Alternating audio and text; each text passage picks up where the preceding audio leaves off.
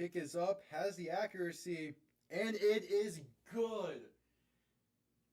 Jake Bates throwing right side, and it's going to be intercepted. Return past the 15, past the 20, out past the 30. Has space down the sideline. 40, 35, 30. And he is gone. A pick six for Houston. Snap good, hold good, kick up. And it is straight down the middle. Looking to throw, rolls out right. Throws end zone. Touchdown San Antonio. Cody Latimer alone in the end zone. They take a 1-point lead with 3 seconds left. 52-yarder, left hash, for the win. Snap good, hold good, kick up, and it's drilled. Miami escapes week 1 with the win. Jason Sanders is looking to throw. Pass right side, wide open. Touchdown Drake London. Touchdown Drake London. Atlanta has tied this game and are an extra point away from taking the lead. Needing the 12-yard line. Handoff, Robinson left side. And going to be stuffed. A loss of 4, maybe 5 on the play. And with 50 seconds to go, the Chiefs have the ball. And most likely that does it. Ball on the 17.5-yard line. Looking to throw. Stepping up, throwing for the end zone. And caught. Touchdown Green Bay. Dontavian Wicks. 56 seconds to play. The Packers are within 3. 6:17 to play in overtime. Tua shotgun, back to his left. 3 receivers to the right, bunched up. Tua to throw. Has time. Plenty of time. Pass. End zone, left side. Jonnu Smith. Touchdown Miami. They're gonna win. Let's go, baby. Here, back behind him. 3 receiving options to the left. Gonna send Smith in motion. Toss left side for Saquon Barkley. Good blocking and room to run. Pass midfield, spinning his way. Pass to 35 to 30, 25, 20, 15, 10, 5, and the Eagles respond instantly. Saquon Barkley.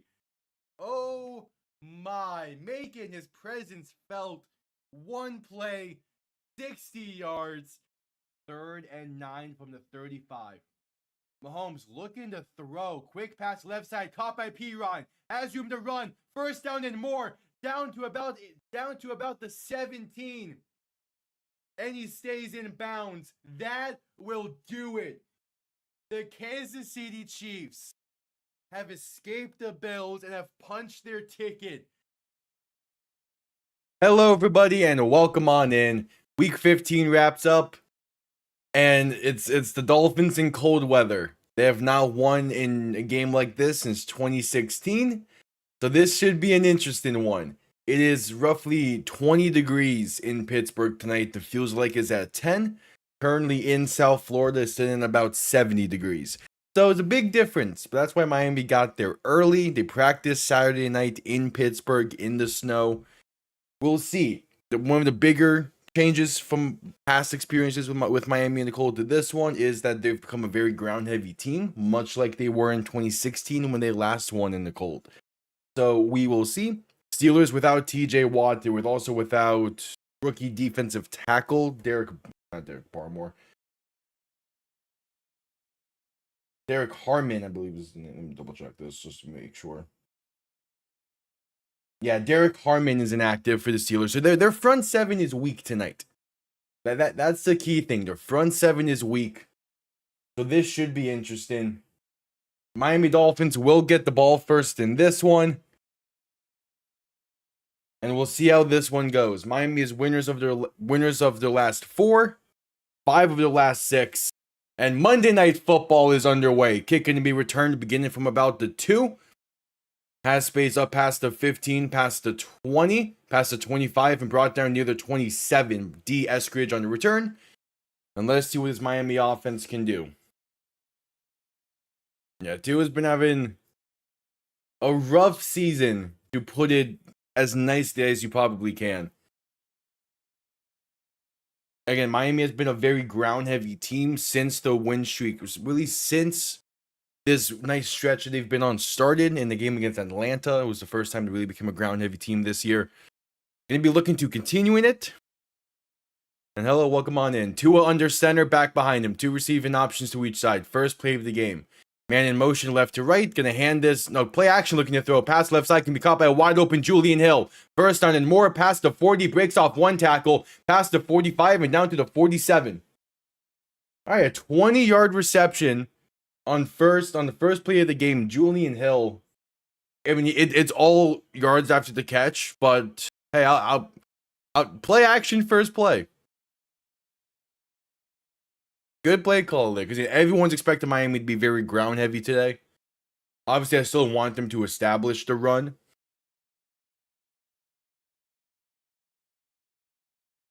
As Tua in shotgun, 3 running backs to his left. Faking the toss left, looking to throw, not going to dump off left side to Devon Achane. Alec Ingold gets blocked into him, and he's going to get out of bounds for a loss of about a yard. Yeah, nothing opened up down the field for that one. All right. So 2 plays, 2 pass attempts. Not great. Again, the Steelers are expecting the run tonight. So take it as you will. 2nd and 11 coming up.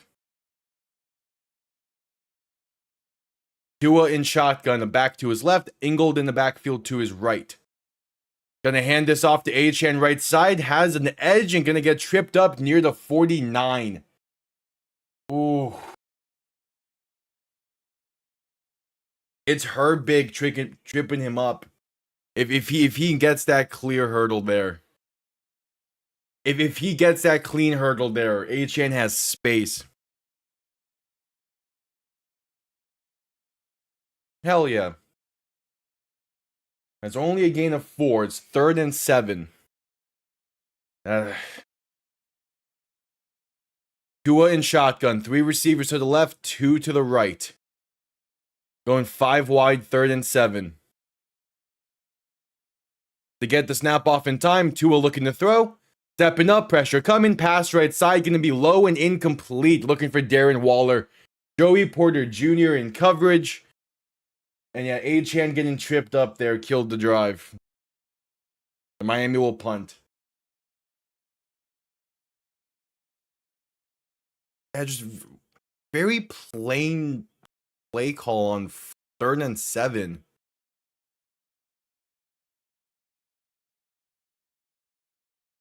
I'm not a fan of Miami being a 5 wide team. That's never been their strong suit with Tua. All right, so the punt comes off clean from Jake Bailey. It's going to bounce into the end zone for a touchback, I believe. Ethan Bonner nearly with a great play as the gunner. Instead, the Steelers will start from the 20. All right, Miami's defense has really turned a corner as well during this win streak, but they've been playing some not great teams during it. So, grain of salt stuff. We'll see how they play today. First, a commercial break. If Achane does not get tripped up on that second down play call, but it's those type of plays that right now doesn't seem like a lot, but they add up, and Miami rarely gets those kind of breaks in the cold. All right, at commercial break.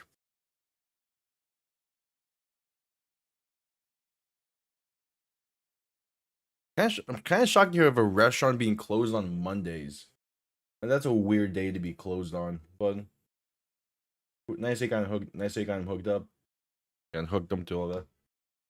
Speaking of, the Panther game is on right now.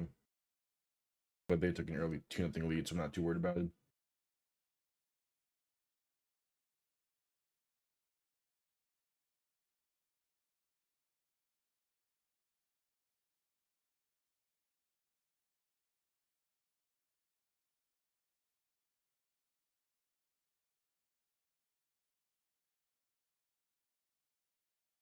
Miami is one of those weird teams, really over the past few years, where it feels like as long as you get them to 3rd down, you're pretty safe to think you can be able to get off the field, because they're not really a short yardage team. They've gotten better at it, but they're still struggling.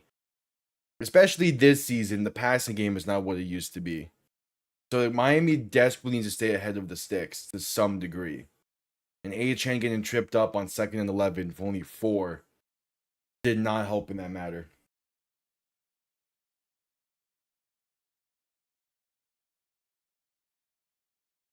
All right. Still at commercial break. Oh, yeah, it's a full slate for South Florida sports. Dolphins game on, obviously. Panther game is on. The Heat game is on tonight as well. A whole ton of South Florida sports action.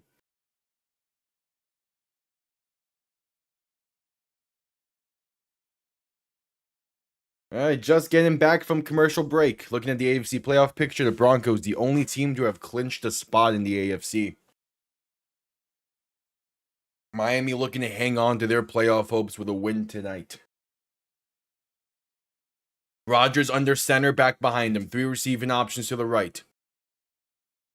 First play for the Steelers offense. Rodgers play action looking to throw. Rolling right.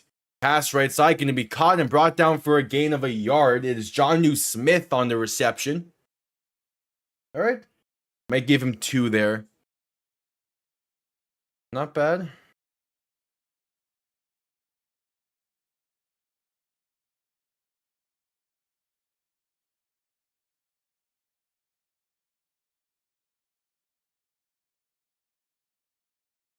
So Rodgers and shotgun back to his right. 2 receiving options to each side.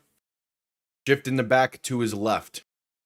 12 minutes to play in the first quarter. Play clock winding down at 3 seconds. You get the snap off as they give this to Kenneth Gainwell right side, and he's going to be brought down for a gain of a yard or 2, about a yard. All right, Rasul Douglas on the tackle. I think Rasul Douglas there, Jordan Brooks also there. The ESPN's credited Jordan Brooks for the tackle. All right, so it can be a 3rd and long coming up, a 3rd relatively long for the Steelers. This is a good chance for this Miami defense to get some momentum early. Again, they have been the bigger piece of this team to have turned a corner since the 1-6 start. The offense, they've somewhat turned a corner, with the ground game being more of a factor. Rodgers alone in shotgun and 5 wide. 3 receivers to the left, 2 to the right. Looking to throw. Has some time, dump off right side, caught by Gainwell, and going to be brought down short of the line to gain. Rasul Douglas and Jordan Brooks combined for the tackle. The Steelers go 3 and out. It is 4th and 1. All right. Defense getting off the field early. I like it. Now the offense needs to do their part in this. Attack the Steelers early. Get to that early lead that you like to play with.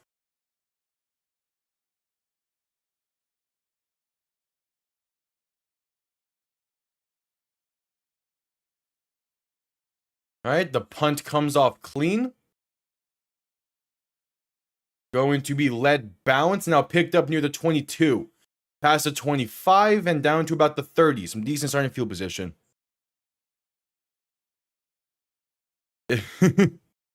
If this is a like a defensive slugfest, I'm not sure how I would survive, because I've already had a long day. I got up early this morning, and I've maybe got like 2 hours in a nap in there. So if this is a defensive slugfest, I still need to be somewhat entertaining. Plan for Sunday. Well, Miami plays at 1 o'clock on Sunday, so we'll be live with that. The 4 o'clock window, I'm still trying to decide if I even want to go live with the game there. Yeah, it's not a great 4 o'clock slate. If I do go live with a 4 o'clock game, it will be Lions Steelers. It kind of depends on what happens on Saturday, I think. So the 2 guarantees is Dolphins Bengals at 1 o'clock, and then Ravens Patriots at Sunday Night Football for Sunday. I have to decide for the 4 o'clock throughout as the week progresses.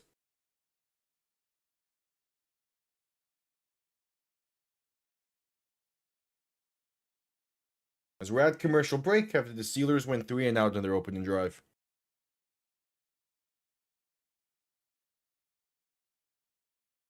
All right.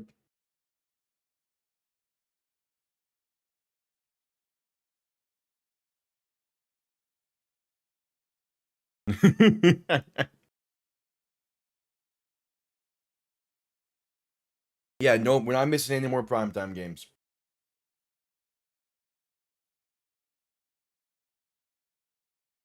Ideally, as we have full slates the rest of the way, including obviously all the playoff games as well. But again, this upcoming 4 o'clock slate's not great, so I have to decide on that one.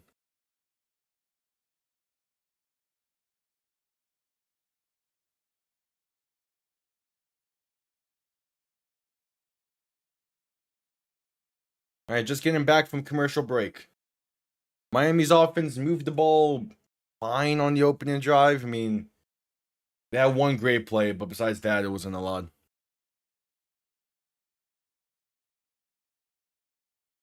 Let's see how they do on the second drive.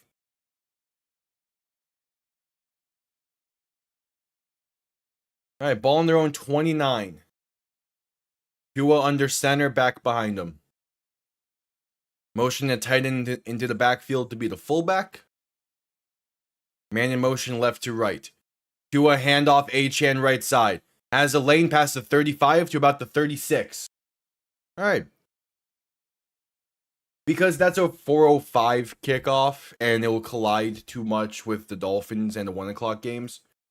When I do 4 o'clock games, I want to do 4:25 kicks. That way I don't miss the kickoff and like the early portions of it. Because most 1 o'clock games go until like 4:10, 4:15 sometimes. So at that point, like that's like 2 or 3 drives you're missing. It's not really a point. Unless I want to do like in one stream, which is not what I like to do for the NFL. Tua under center, back behind him. 2 receiving options to each side. Tight end in motion left to right. Toss right side for Achane. Has blockers on the right side. And going to be stood up right around midfield, I believe, near the 49. All right, blocking going great so far early on in this. Gain of 14 for Achane. Yes, I do wish that was a 4:25 kick. If that was a 4:25 kick, that would be a no-brainer to go live with, but because it's not, it leaves one option, and it's an option I don't really feel great about. Mainly because I've watched enough of the Steelers this season. But it's like the Lions are a team I find fun to watch, so we'll see. Tua in shotgun, back to his right, play action looking to throw. Has time, pass over the middle, caught by Waddle, past the 40 to the 39. Miami's past midfield for the first time tonight. That was a good throw from Tua over the middle to Waddle. They're saying ball on the 40. I'll take it. It's first down nonetheless. Yeah, just a nice window over the middle that the play action allowed. The Steelers are going to be biting on the run a lot tonight. If Miami can take advantage of it like they did there, like they did on the opening play of the game, take advantage of the fact that you have been very run heavy while also still trying to establish the run. Tua under center, back and fullback behind him. Play action looking to throw once again. Pressure coming. Tua's pass left side going to be intercepted. Asante Samuel picks it off. Just a duck of a pass. I would much rather see that ball out towards the sideline out of bounds there. If you're going to throw it to Waddle, might as well not even like. Yeah, it's underthrown. That ball needs to be 3 feet out of bounds, not 2 feet in bounds. Like, no one's really open. Don't try and force it. There's no need to do stuff like that. Because we've been winning games because of we've been minimizing turnovers because you haven't been doing stuff like that.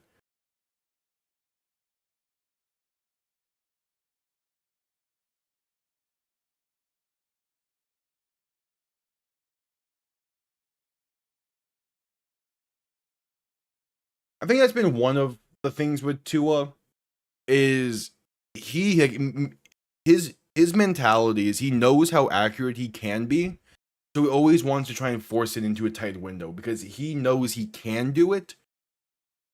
Because we saw in 2023 that he can be very accurate, but he has not been that this season. So he's still trying to force passes in there when there's no need to.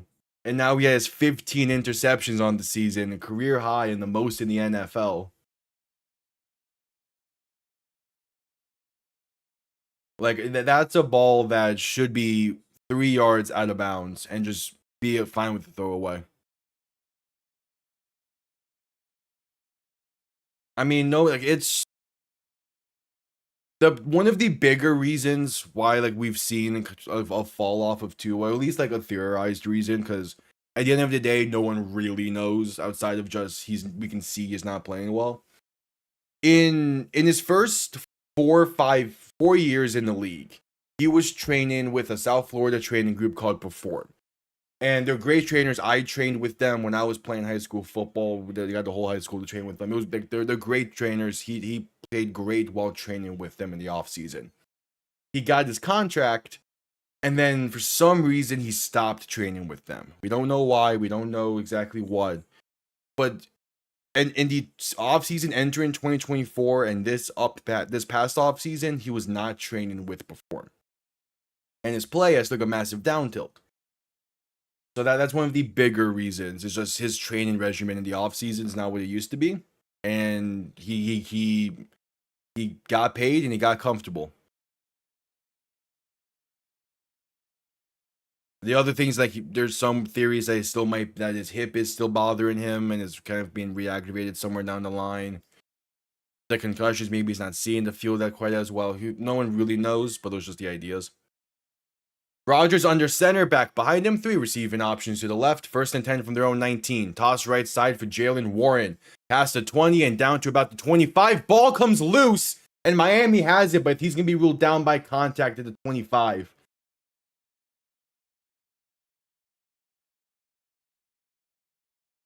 There was a receiver in the area. The ball was underthrown. He tried to layer it past Asante Samuel to Waddle, and, like, it's open. It's technically open, but he did not put enough into it. And he did not step into that throw. He didn't put enough into it. That ball needs to be towards the sideline more. 2nd and 4, handoff up the middle is for a gain of 3. 3rd and 1 coming up. Jalen Warren on the carry once again. All 15 interceptions this season have been versus zone defense. Yeah, that doesn't make sense. Tua 2-3 years ago was great against zone. It was a case where you didn't want to play zone against Miami, and you were better off trying to send pressure. All right, Steelers going Wildcat, setting up for a tush push on 3rd and 1. It's Connor Hayward under center. There's the push, and gonna depend on the spot. It seems close. That ref is saying short. And they're going to say he's short, 4th and inches. I wouldn't be shocked if they run this back.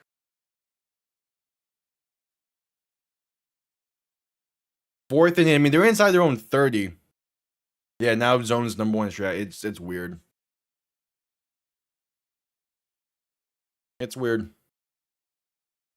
I think one thing that can really help in the offseason is to get proper competition. There's the push once again for Connor Hayward, and he's going to get enough that time. Up to about the 29.5-yard line. Steelers convert on 4th and inches. Hey, the Panthers are up 3-0 over Tampa. I'll take that. Who scored the 3rd one? Of course, it was Marchand. But Brad Marchand's having an incredible season. It's crazy.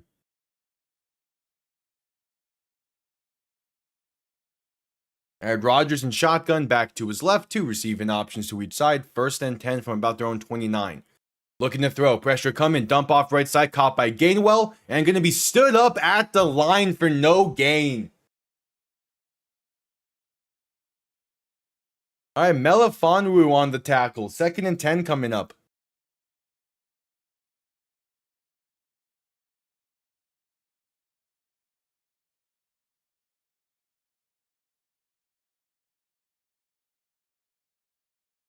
Yep. 2nd and 10.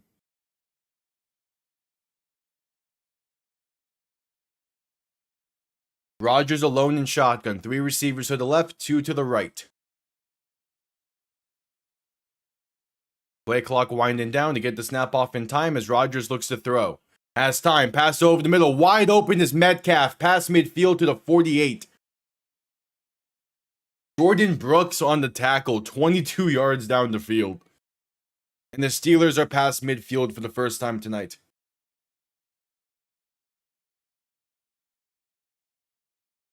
Yeah. That interception just gave the Steelers so much momentum. Why is Matthew Judon dropping back into coverage? Rodgers in shotgun, back to his left, 3 receivers to the right. Ball on the plus 48, gonna hand this off up the middle for Jaylen Warren. Gonna get past the 45 and brought down near the 43. A number 1 strategy is playing zone against the Dolphins. Because Tua has thrown all 15 interceptions this season against zone coverage. I don't get how that's the case, but it's like, if again, zone should be where Tua strives, because one of his strengths is his ability to manipulate coverages with his eyes. It has not been that way this year. Rodgers under center, going to hand this off up the middle for Warren once again, trying to bounce it right side, and going to be brought down by Jack Jones for a gain of only a yard just about. So a 3rd and relatively short coming up, 3rd and about 3 or 4.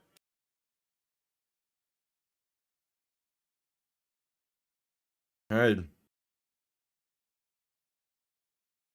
Yeah, Jordan Brooks and Tyrell Dodson forces Warren to bounce outside, and Jack Jones makes probably a touchdown saving tackle there. Oh, it obviously helps the receiver room. Anytime you have someone like Tyreek, it's going to help. Even if he's probably going to be a bit banged up next year. Rodgers, quick pass right side, going to be low and incomplete. Looking for Calvin Austin. It's a 4th and 3. They're past midfield at about the Miami 41. They're going to keep the offense on the field. So I think Tyreek's going to want to prove something next year by being able to come back from this injury. So I think he's going to be at a decent shape at the very least. But 2, it's just another guy that Tua is comfortable with and has great chemistry with to be able to throw to. And that helps massively.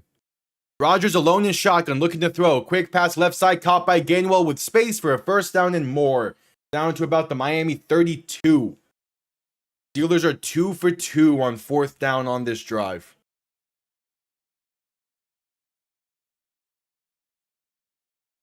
I mean, the thing with the Tyreek stuff, he's been having allegations for pretty much his entire career.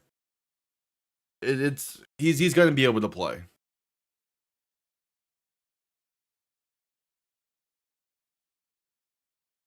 Like at that point, like it's something you have to deal with. It sucks, but whatever.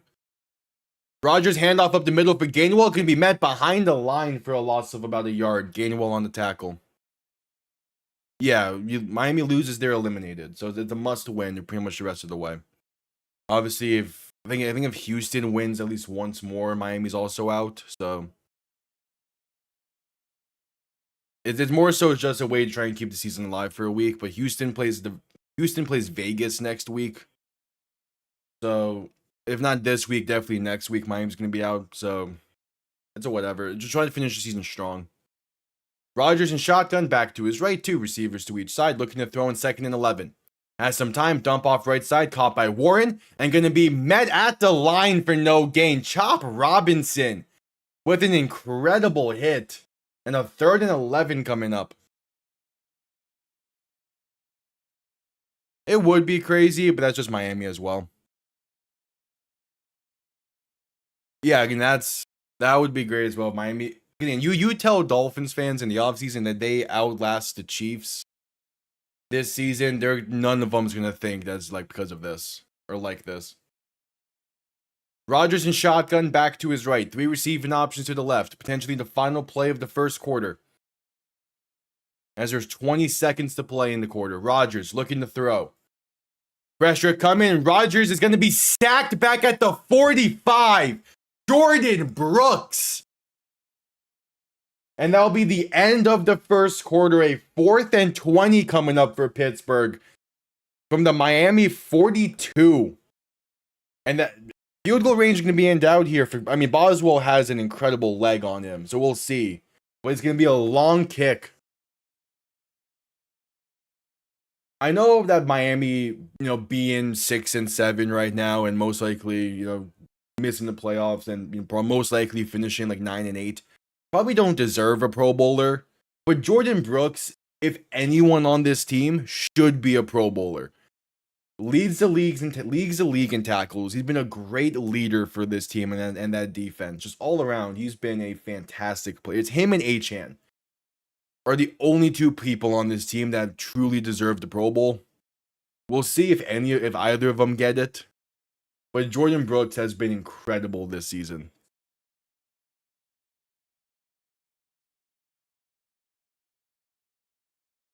As we're at commercial break for the end of the first quarter.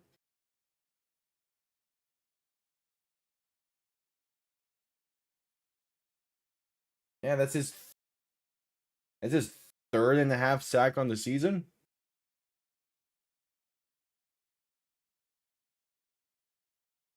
But again, leads the league in tackles. Dude's been all over the field for Miami. I think where is he? I got him 142 right now.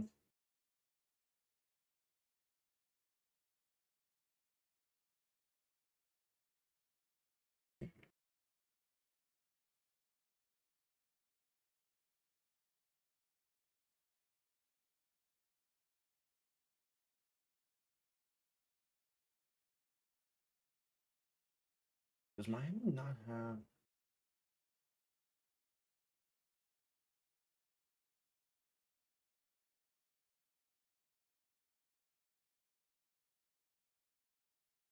Miami not have a defensive category for their record books? We're just at commercial break.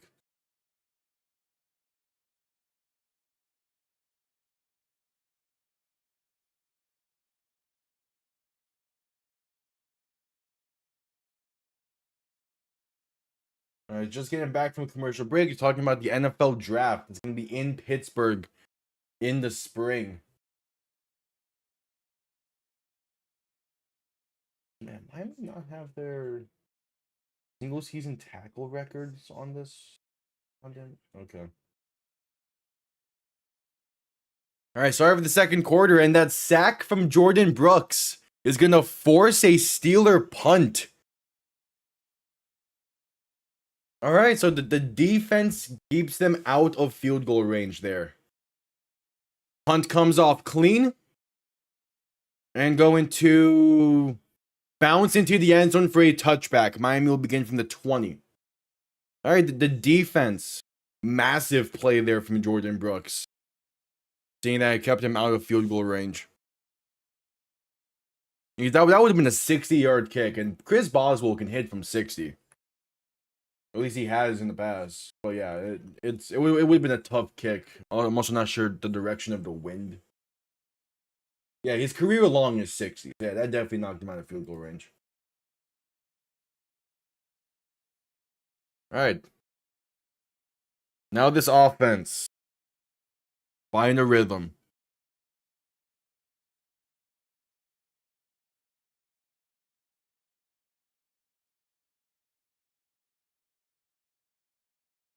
Tua under center, back behind him. 2 receiving options to each side. Man in motion, left to right. Tua gonna hand this off up the middle for Jalen Wright. And that's a gain of about 2.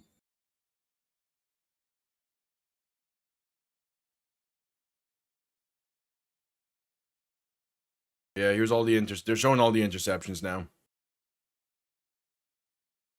Yeah, it's all just zone.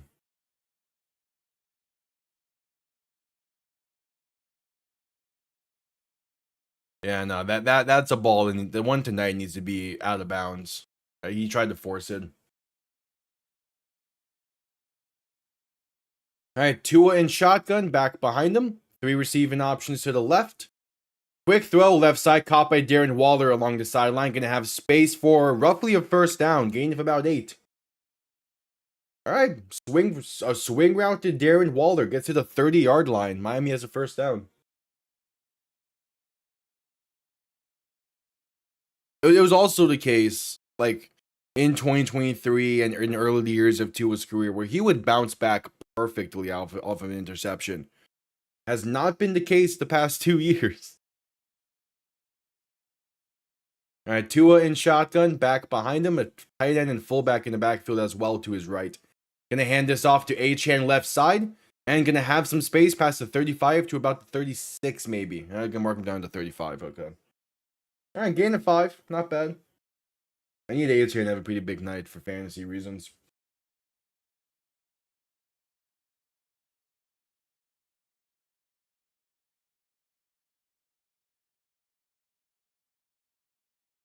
Yeah, showing the career records of Tua and Rodgers in games below 40 degrees at kick.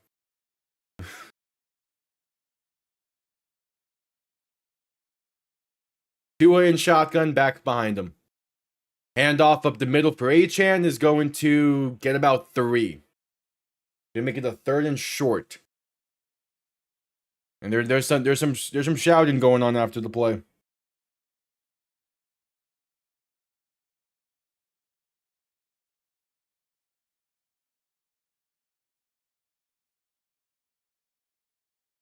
Third and 2.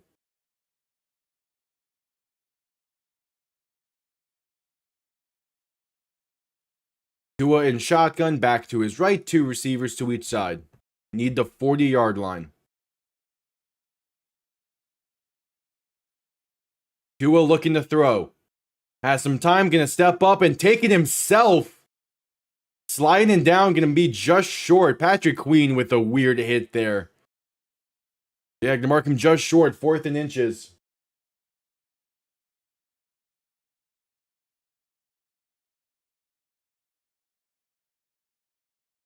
Yeah. Yeah, he's short, but probably should have been penalty on Patrick Queen.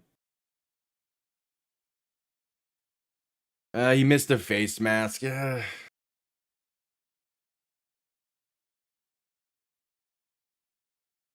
All right, and Miami's gonna punt it away. Kind of delayed decision to punt it there.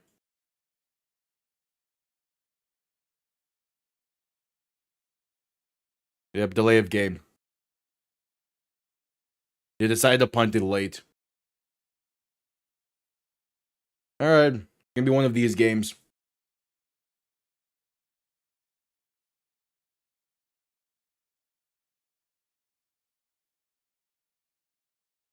Yeah, now you definitely are punting. With it being 4th and inches, Ollie Gordon was on the field. You probably could have faked it, but because you decided late on it, you have to punt now.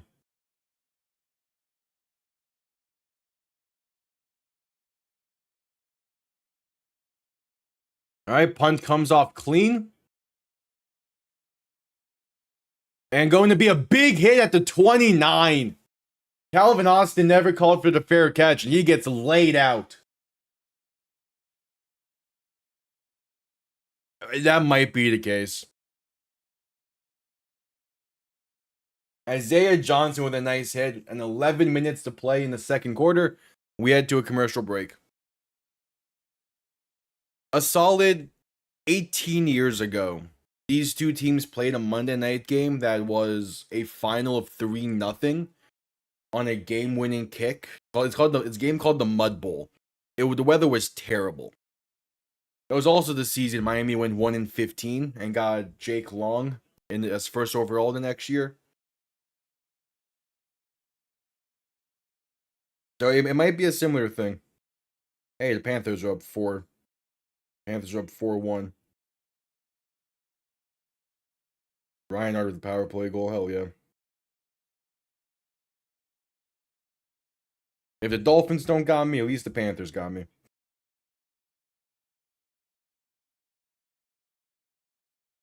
As they were at commercial break.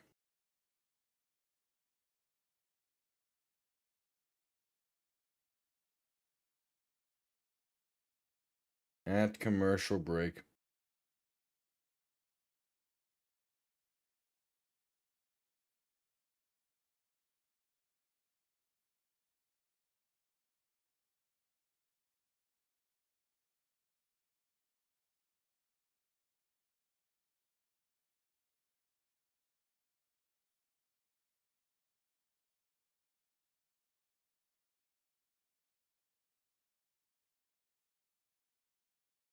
And commercial break.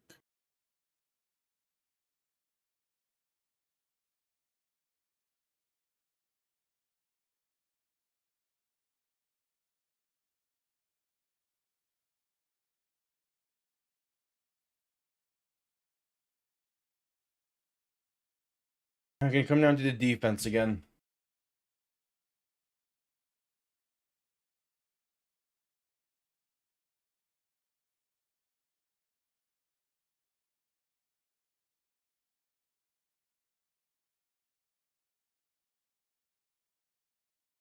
Yeah, this game might be won off of a defensive score.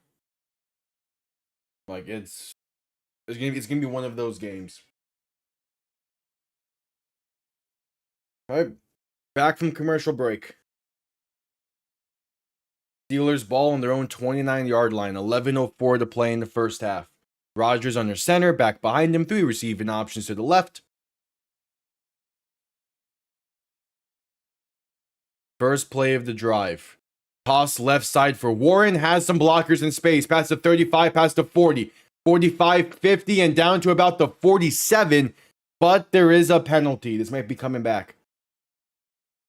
Please be coming back.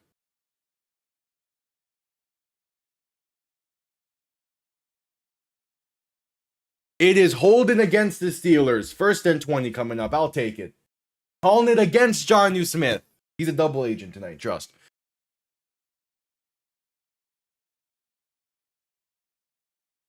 Yeah, Jonnu Smith lined up against Zach Zeeler. Yeah, that angle shows it.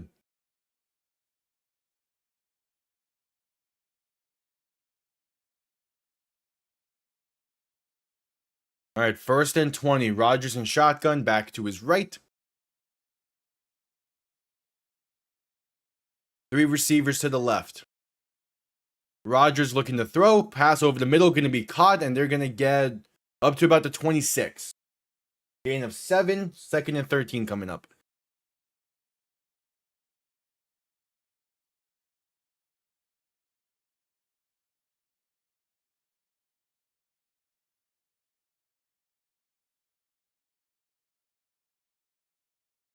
All right, 2nd and 13. Rodgers looking to throw. Dump off right side. Can be caught by Darnell Washington.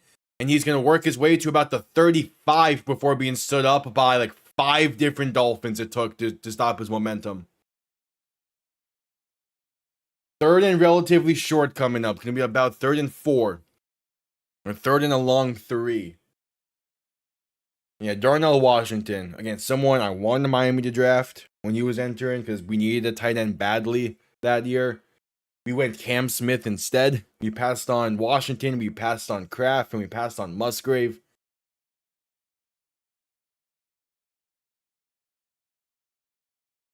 All right, Rodgers in shotgun, back to his left. 3 receiving options to the right. 3rd and 3 from their own 36.5-yard line. Rodgers to throw. Pressure coming and sacked. It is Zach Zeeler back to the 28. The Steelers go 3 and out. Miami has their 2nd sack of the night. This defense has come to play. That's in some of those other past cold weather matchups Miami has had. The defense was a bit of an issue in those. They weren't coming out to play. They are tonight. The defense is here tonight. Where's the offense? Punt comes off clean. And it's a great, going to be bouncing near the 30 and down around there as well. All right, so Miami gonna have some decent starting field position. With 8:35 to play in the first half, we head to commercial break.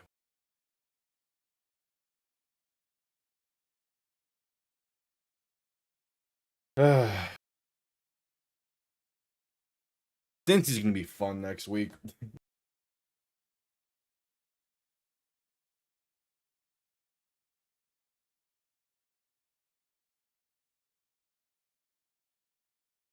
At commercial break.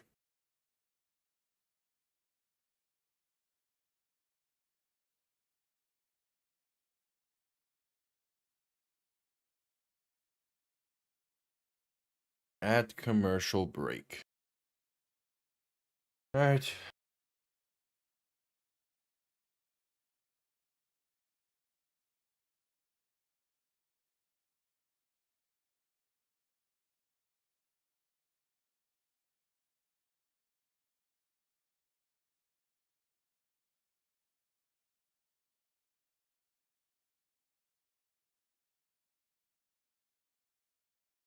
At commercial break. Miami has ball on their own 31-yard line with 8:35 to play in the half.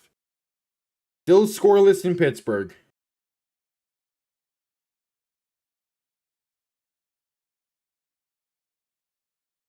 Still scoreless.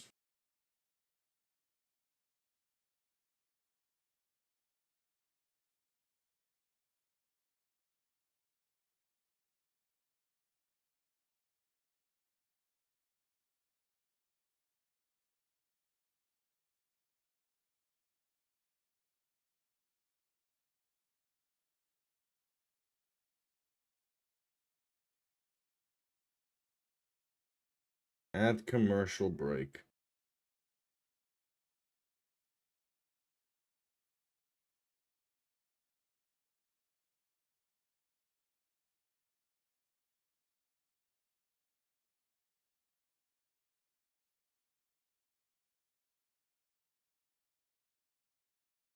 Alright, just getting back.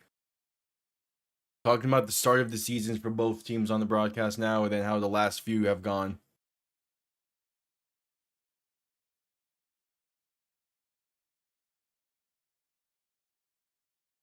Okay, I hate that graphic now.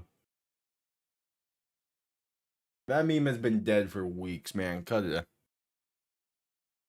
Tua in shotgun, back to his right. 2 receiving options to each side. Man in motion, right to left. Tua gonna hand this off to Achane, right side. Has some blockers up past the up to about the 35. Gain of about 4. Again, the ground game is gonna be important throughout this.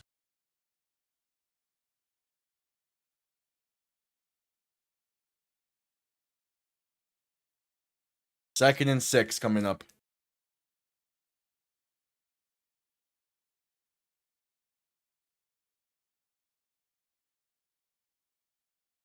All right, Tua under center, back behind him. Full back motion to the backfield as well. Heading in motion, left to right. Tua gonna play action and look to throw. Rolling left. Pump faking, still rolling left, and gonna throw this one away incomplete. I'm fine with that. Because at least you throw it away. And you're not trying to force it.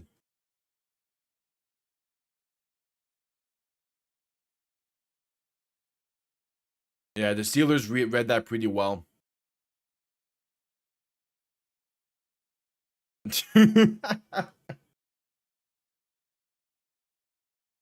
Third and 6 from their own 35.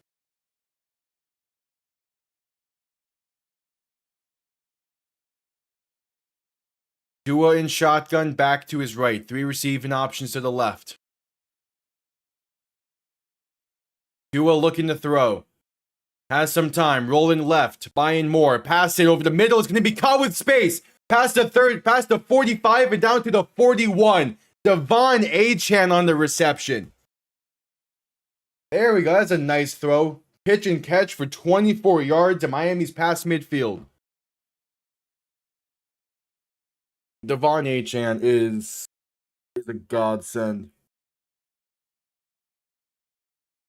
Just continuing to run with his route and getting open for Tua. Beautiful.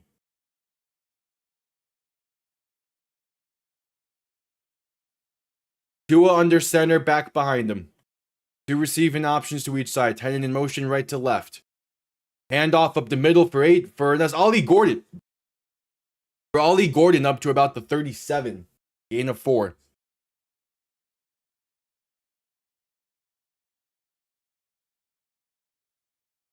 All right.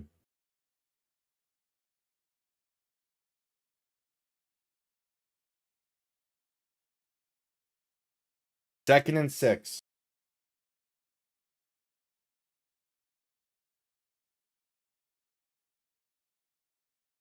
Duo under center. Back and fullback behind him. Second and 6. Gonna hand this off left side for Achane. Past the 35 and down to about the 32. Gain of roughly 5. It's a 3rd and 1 coming up. And here comes Miami's short yardage situation. Can they convert on short yardage? Ollie Gordon coming in, but Ingold going out. Ollie Gordon is Miami's short yardage back, but Ollie Gordon also plays a massive role in being able to convert on short yardage. So 3rd and 1, Tua in shotgun, back behind him, 2 receiving options to each side. They're bunched up. Tua gonna hand this off to Gordon, and he's met behind the line by Patrick Queen. Why are we going shotgun on 3rd and 1? And why is Ingold not on the field? It's a loss of 3, and Ollie Gordon is slow to get up as well. That's why Alec Ingold is such a massive part in short yardage. Him not being on the field makes no sense to me. They did this against Washington as well on the 4th and goal that they failed to convert late. Alec Ingold should never leave the field on short yardage. He is such a massive player in short yardage situations.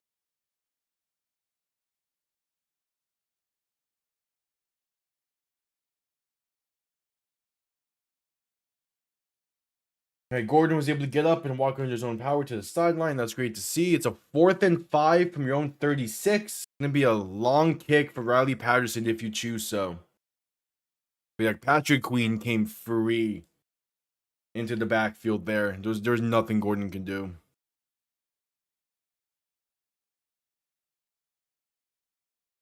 All right, out comes Riley Patterson. Going to be a long kick, 54 yards. And the left hash. I believe this will be a career long for Riley Leonard to get on the board first. 54 on the left hash. Kick is up. Has the accuracy. And it is good. Riley Patterson. Miami scores first. Not a great drive, but you'll take it.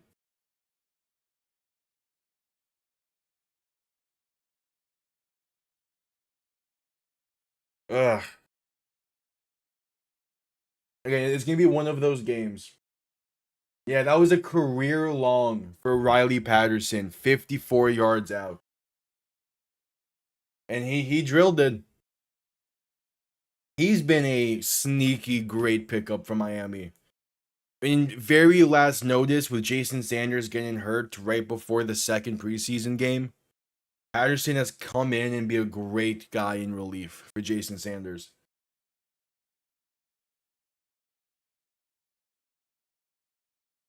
All right, Miami up by 3.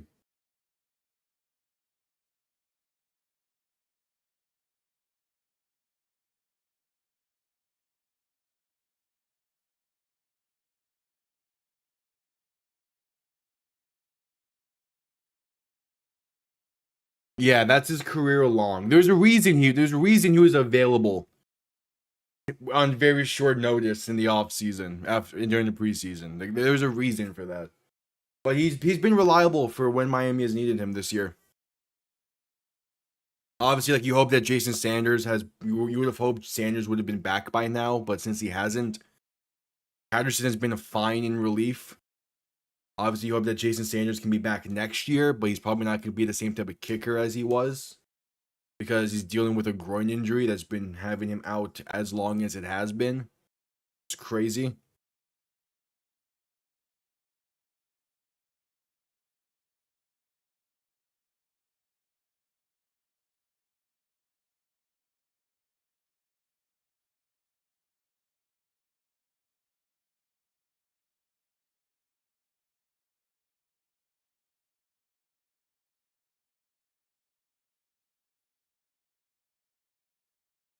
Yep, at commercial break.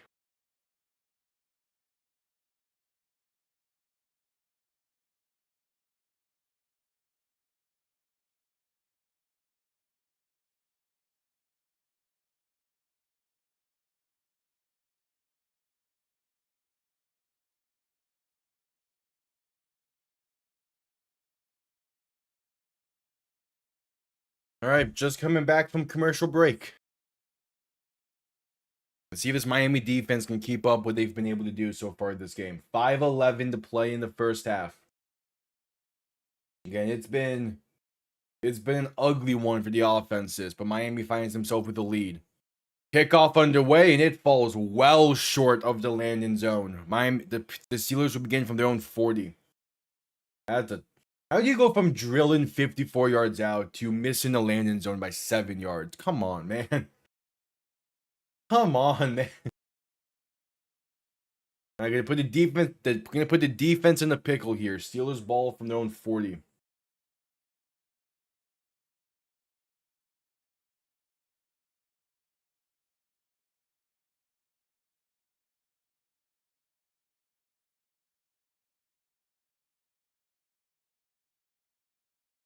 All right, 1st and 10. Rodgers in shotgun, back to his left. 2 receiving options to each side. Rodgers quick throw, right side, caught by Jonnu Smith. Going to break off one tackle and going to be forced out of bounds at about midfield. Going to be enough for his Steelers first. Yeah, they got to midfield.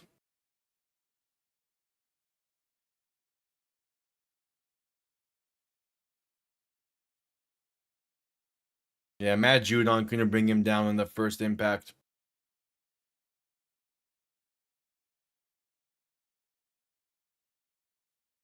So Rodgers under center, back behind him. 3 receiving options to the left. 1st and 10 from midfield. Making adjustments at the line as the play clock's winding down. Rodgers, handoff up the middle, is going to get about 3 for Jalen Warren on the carry, up to about the 47.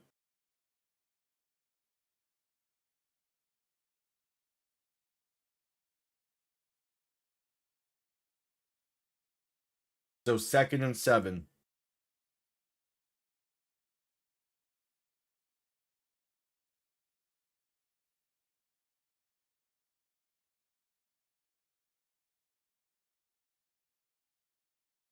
Rodgers in shotgun, back to his right, 2 receiving options to each side. 3:50 to play in the first half. Rodgers gonna play action and look to throw. Pass right side, caught by a wide open Darnell Washington, and he's gonna break off a tackle and be forced out of bounds near the 33. Yeah, the 34. Ashton Davis trying to tackle him low there, and Darnell Washington did not care.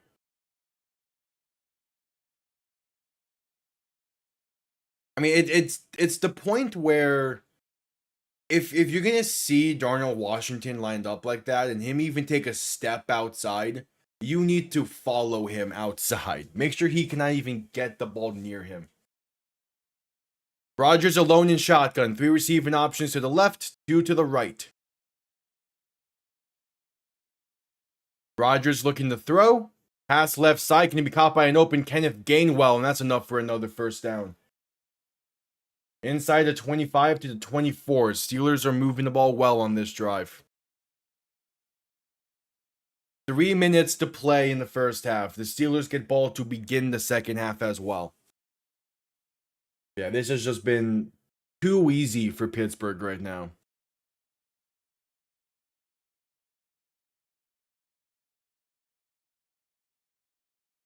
It's been too easy for Rodgers tonight. He's 11 for 12. All right, the Steelers will call their first timeout as they're not going to break that huddle in time. So 2:36 to play in the first half. Steelers only have 2 timeouts remaining. Ollie Gordon questionable to return with an ankle injury. Ugh.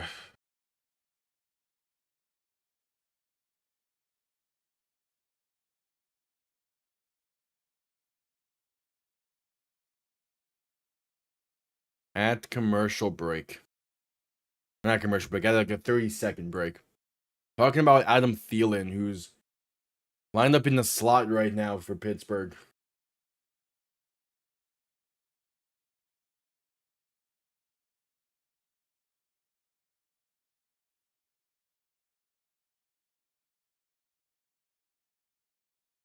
So Rodgers under center. First and 10 from the first and 10 from the plus 24 just about. 3 receiving options to the right, back behind him. Rodgers going to toss this right side for Gainwell, trying to get the edge and going to get about 4. Nearing the 20-yard line. 2nd and 6 coming up. Yeah. Well, it's the Thielen knows this is his last year, and he wants to play for a team that can be more competitive. So why not go play for the Steelers, who is a team that is pretty much always at least somewhat competitive?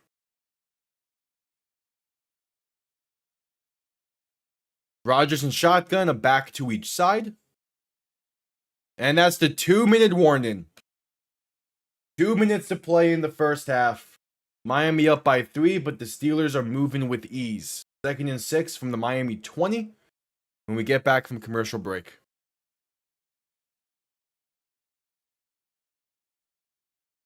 This has been something.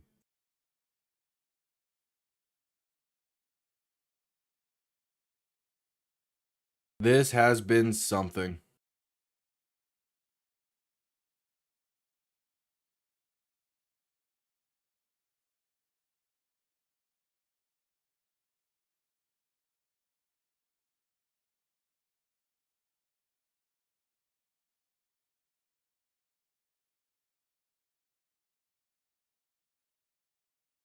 At commercial break. Ugh.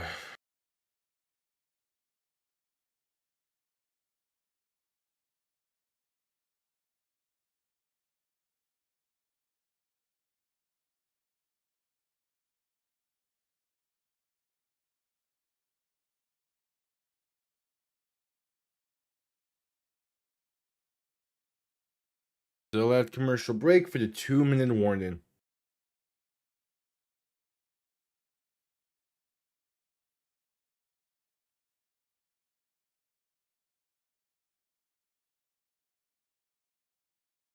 Two-minute warning.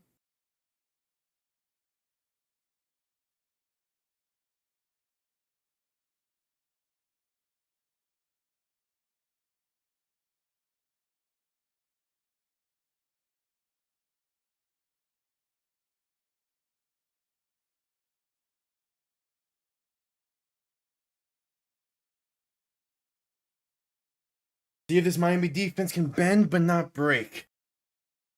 Steelers get ball to begin the second half, so you really do not want to be playing at a deficit.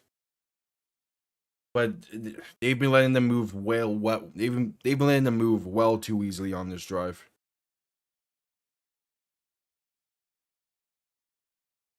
So we'll see. We will see.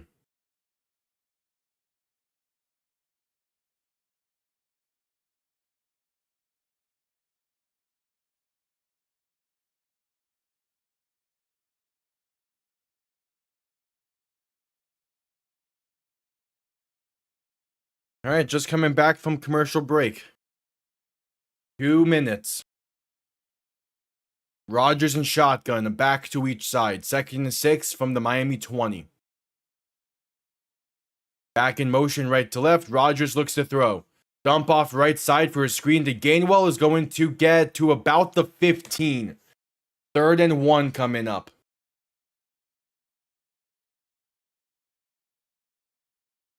Third and 1.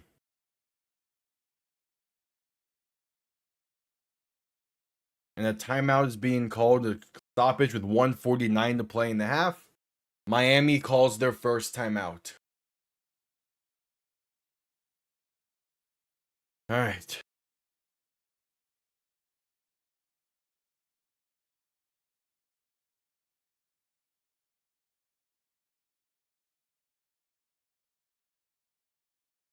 Third and 1.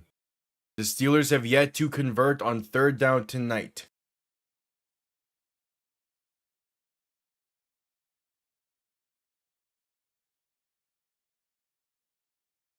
A minute 51. They added a few seconds back onto the clock. 3rd and 1.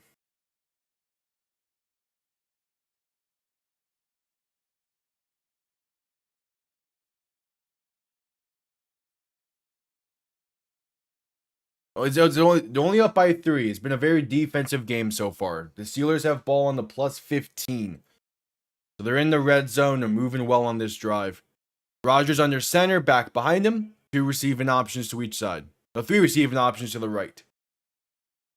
3rd and 1. Rodgers toss right side for Warren.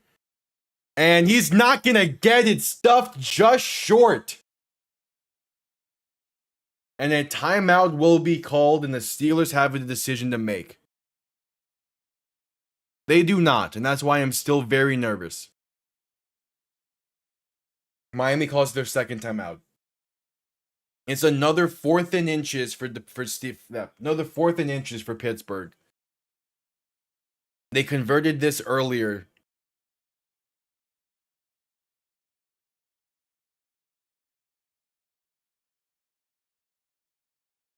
They converted this earlier through a tush push of their own with Connor Hayward. The offense is staying on the field. Just don't jump.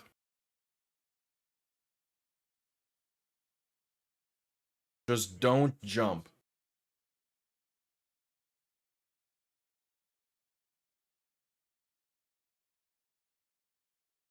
Fourth and 1, Connor Hayward under center. They're going to snap it, and he's going to get it. He fought enough for the first. Up to the 14. Oh, and Miami has the ball, but they're going to say the whistle was blown dead before the ball came loose. He got exactly a yard. Needed about half a yard. Steelers are 3 for 3 on 4th down tonight.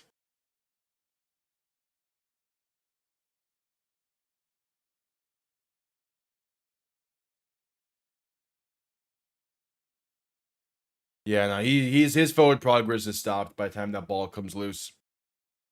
And Miami will call their final timeout with a minute 26 to play. I don't get why McDaniel is constantly so adamant on getting the ball back right before halftime. Like, just let the clock run. Because it let the clock run. You're up by... You want the lead entering the half. You're not in a hurry to get the... You should not be in a hurry to get the ball back.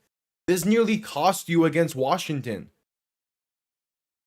This has cost you multiple times in the past. Just let the clock run.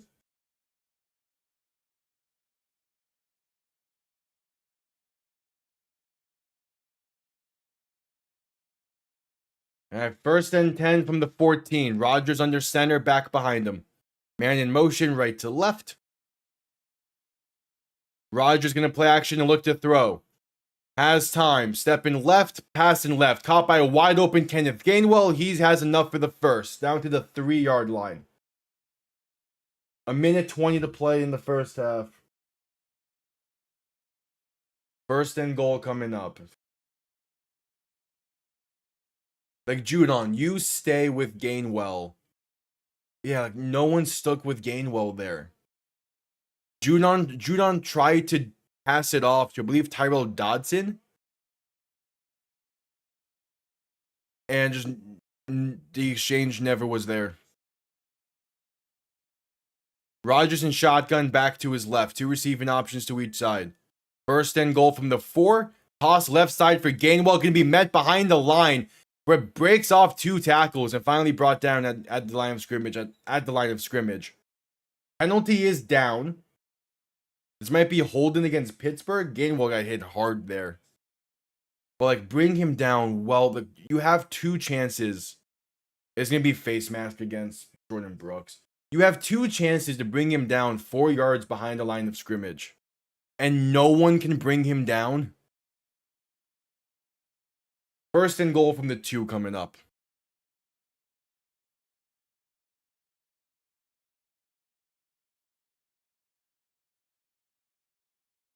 Like, you meet him in the backfield and can't bring him to. Come on. He's been evaluated for more. He hasn't technically had concussions. He's had like what, 2? But he's been evaluated more, yeah. Rodgers in shotgun, back to his left, 3 receiving options to the right. Handoff up the middle for Jalen Warren. He's gonna be short. Short at the 1. So 2nd and goal coming up. Steelers gonna let this clock run, like Miami should have done. And yeah, Warren is well short.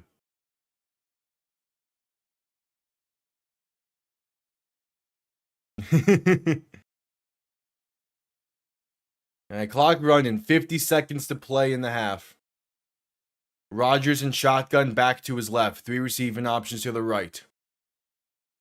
If I'm Rodgers, I'm looking one-on-one in the left side for DK Metcalf. Gonna give this up the middle, and Jordan Brooks meets him at the behind the line. He's gonna be short again. It's gonna be 3rd and goal from the 1. Jordan Brooks. He has been having a fantastic season, and the Steelers will call their 2nd timeout. He gets to Jalen Warren enough to allow others to step up and he's short. It's 3rd and goal from the half-yard line. I am so shocked Rodgers has not taken the 50-50 ball to DK Metcalf. Miami has been lining him up, has been lining Rasul Douglas. Miami has been lining Rasul Douglas one-on-one with DK Metcalf alone the entire time they've been in goal to go. I'm shocked Rodgers has not taken it.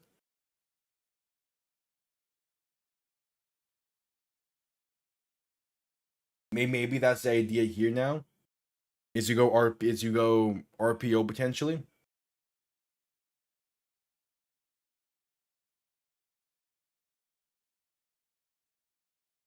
Connor Hayward under center for a QB sneak, and is that ball?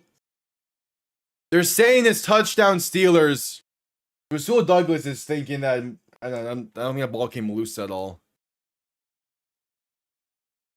Miami is saying they stuffed him, but yeah, touchdowns for the Steelers currently.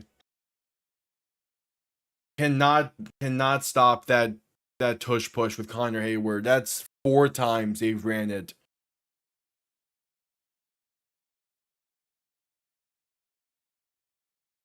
It seems like it crosses the plane.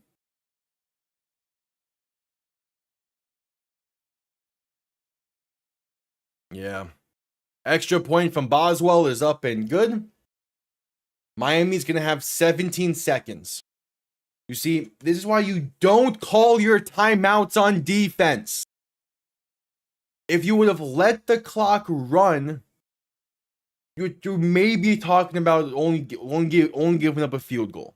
But I don't understand why McDaniel is consistently adamant on trying to get the ball back before the half ends when there's no need to. It constantly costs this team.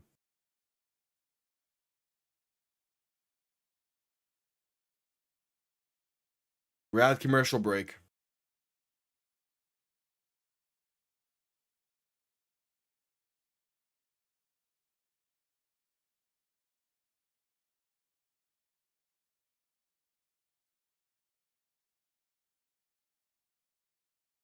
At commercial break.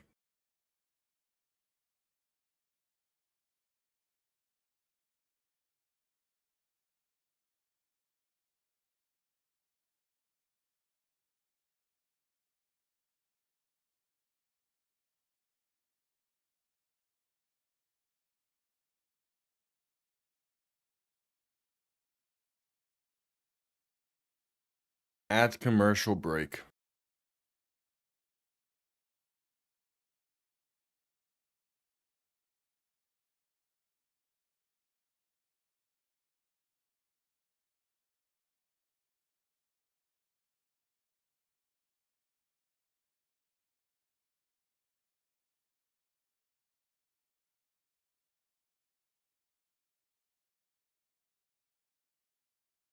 At commercial break with 17 seconds remaining in the half.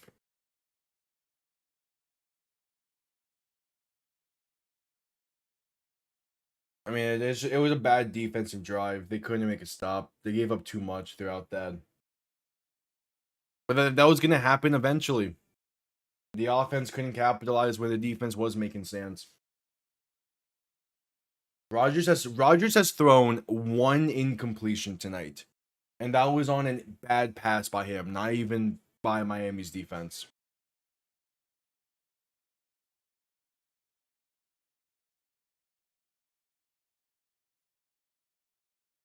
Like you need to be able to get to like not necessarily get to Rodgers, but force incompletions.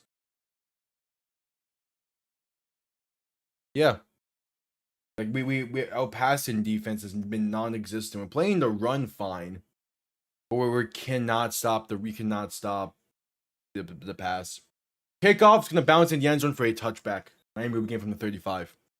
What also did not help that drive was the bad kickoff to give them great starting field position. So it's just you Miami gets the lead and then makes mistake after mistake, and now they're down by 4.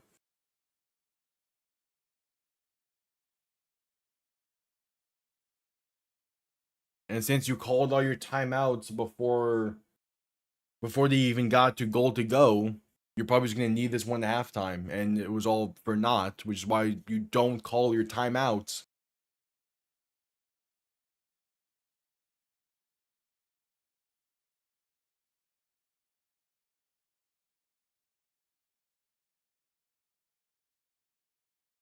Tua in shotgun, back to his right. Man in motion right to left.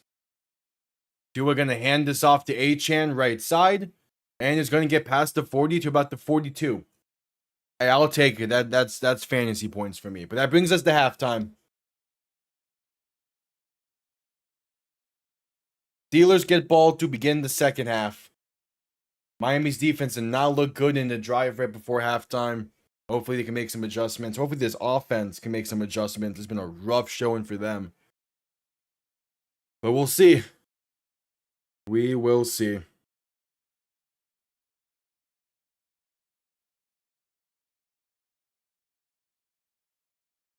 We will see.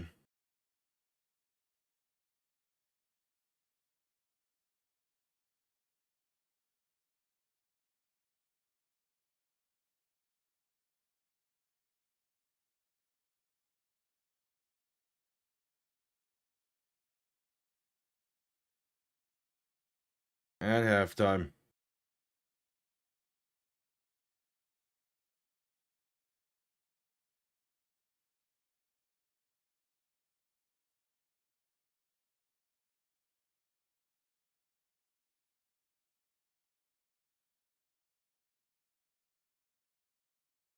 At halftime.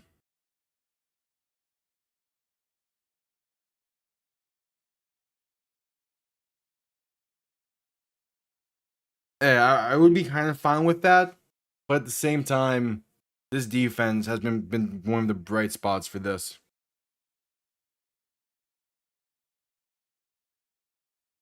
We'll see. I'm open for a good second half from the offense at least.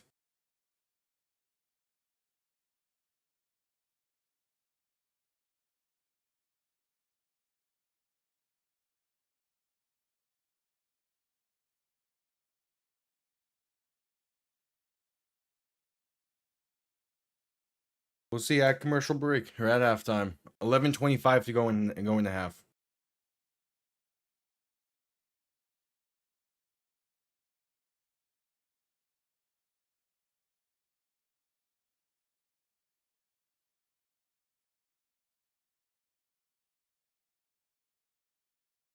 All right. At the half.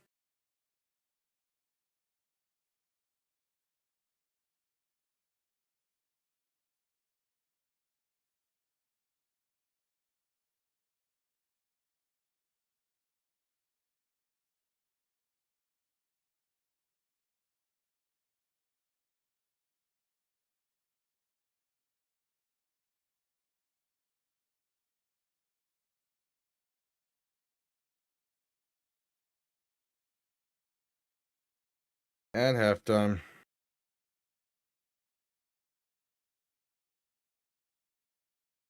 Ugh.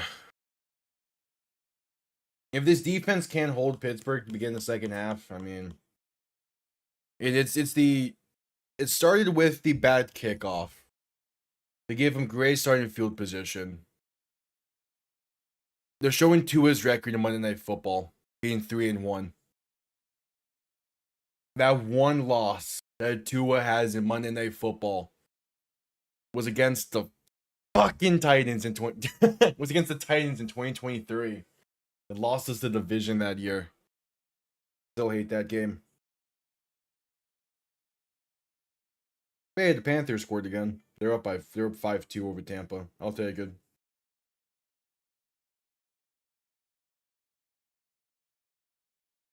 Verhage. What a shot. Hell yeah. All right, 9.5 to go in halftime.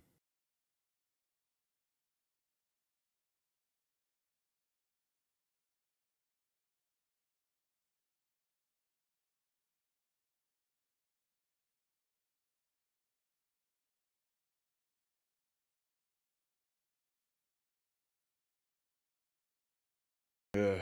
I mean, this game has gone pretty quick at least. At least it feels that way.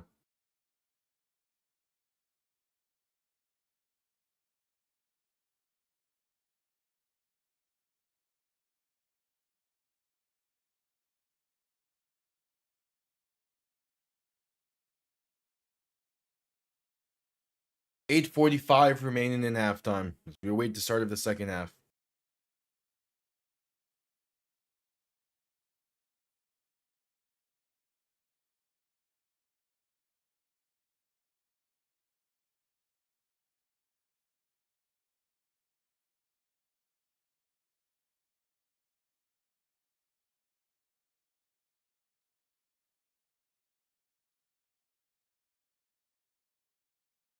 At halftime.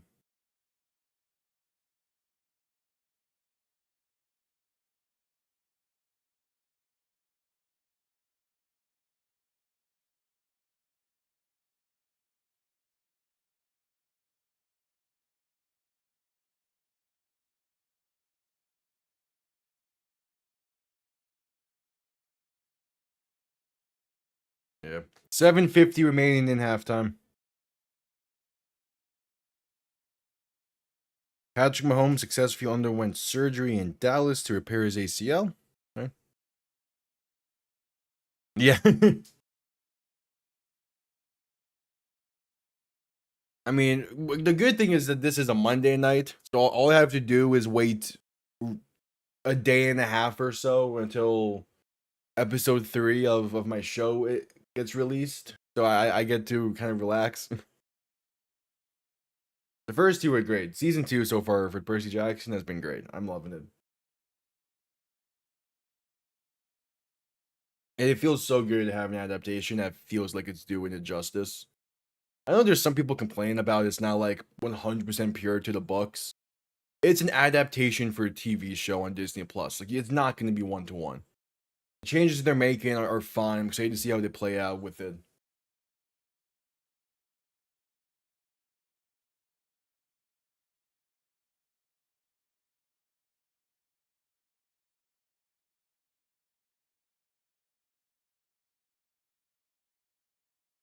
Yep.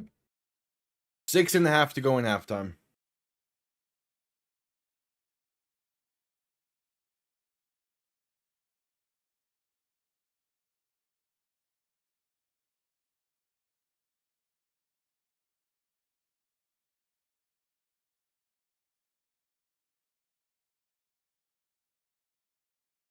Yeah, and they've done a better job so far between season 1 and season 2 on making that inner monologue come out a bit more. Obviously, it's still not going to be like as one to one, but it's still great for what it is. And I'm still having a great time watching it. Again, it's rare for me to actually be invested into a TV show. The fact that this is getting me invested is a good sign. Even with shows that like I found interest in, I still lose interest very quickly. This is not one of those. Exactly. And again, the changes they have been making feel natural. They don't feel like how in the movies they did stuff that was so out of left field. You might as well have been playing a baseball game in Milwaukee. Like it feels like natural changes to a modern era of a book series that released in 2005. Like it feels nice.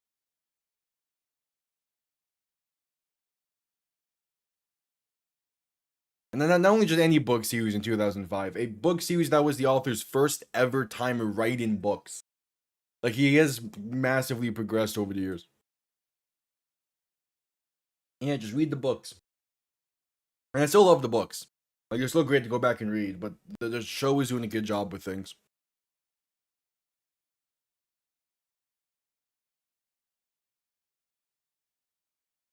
There's the Steelers halftime ceremony honoring was Joey Porter, Marquise Pouncey, and Big Ben. They're getting inducted into the Ring of Honor.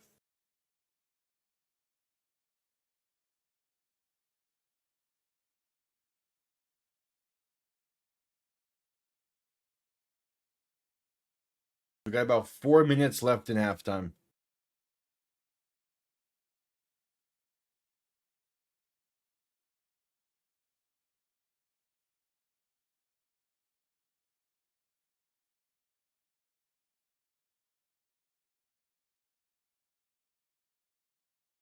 God, I'm seeing ticket prices for the FCS playoff semifinals between Montana and Montana State, which already that's a great rivalry for during season stuff. The fact it's a playoff game now for the FCS championship is fantastic.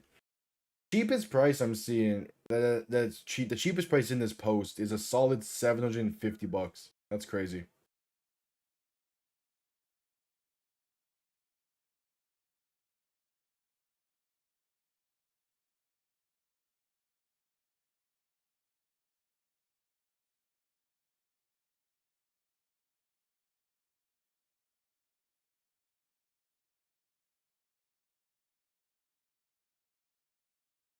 Okay, and that's gonna be a what time is that game at?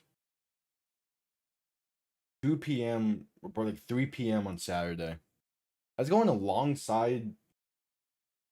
Was it competing alongside Alabama, Oklahoma? No, that's Friday.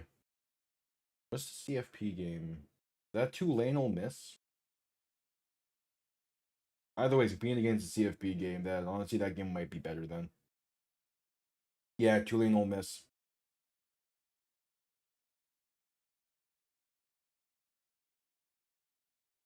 It was a 4 o'clock kick. Okay.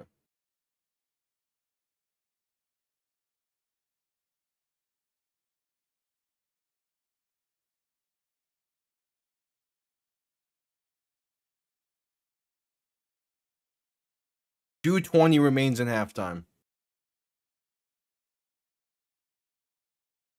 We approach the second half. Miami's playoff hopes on the line. If they can't pull back ahead and close out this game, they're officially eliminated tonight. They'll stay alive one day longer than the Chiefs were able to.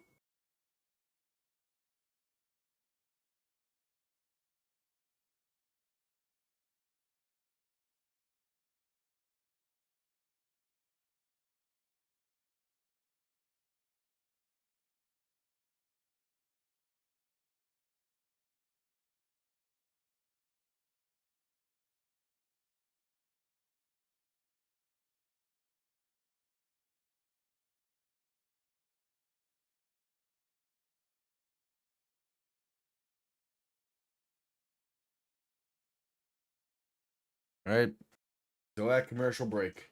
Still waiting for the start of the second half. Should be here soon.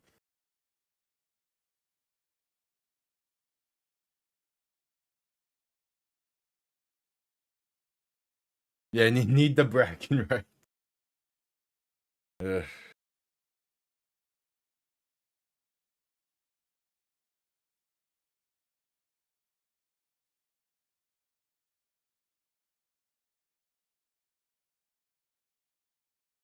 All right, just getting back from commercial break. Start of the second half going to be here soon. Steelers get ball to begin the second half. A touchdown drive right before halftime, put them up 7-3. See, this Miami defense can make a stand. I feel like at some point they're going to need a turnover.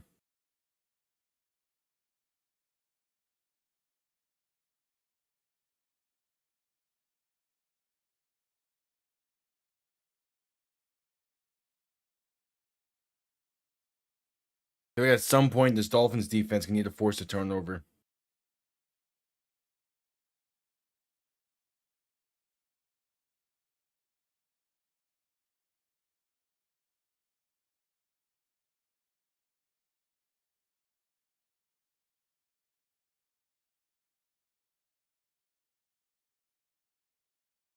Yeah, I could see that. This is the throwbacks.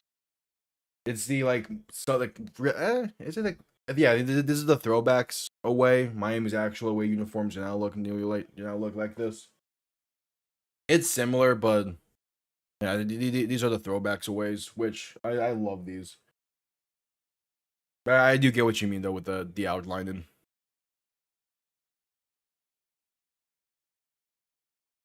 Like Miami does not like embracing the orange a lot in their uniforms. It's weird.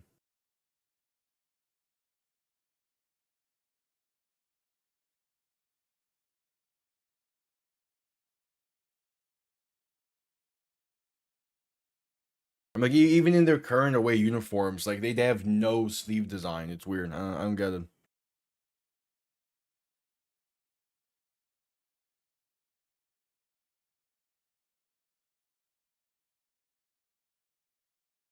All right, second half kickoff underway. Going to be returned beginning from the 5. Up past the 15, past the 20, 25, and tripped up near the 28. Steelers will start from there.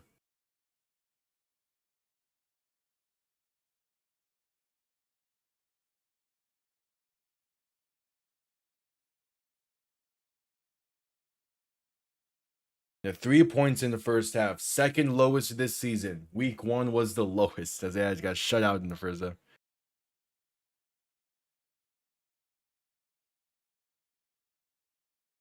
Yeah. I mean, they used to have, they had the Color Rush uniforms that were a terrible shade of orange. But in the 2000s, they had a darker orange alternate that I think looked great. And I want them to bring him back, but they just refused to. Rodgers under center, handoff up the middle for Jalen Warren. Gonna break off some tackles and be brought down near the 35, a gain of roughly 6. All right.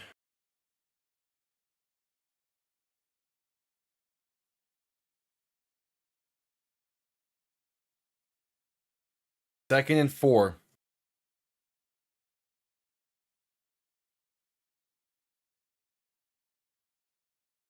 Rodgers in shotgun, back to his right.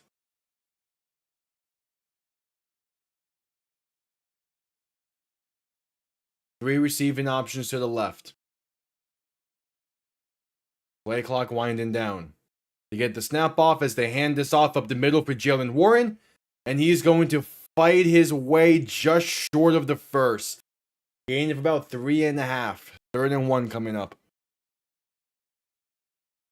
It's another 3rd and inches, basically. So even if they stop him here, if you can't push him back, you're just going to send out Connor Hayward again. Rodgers in shotgun, handoff up the middle, and that's going to be enough for a first, up to the 40-yard line.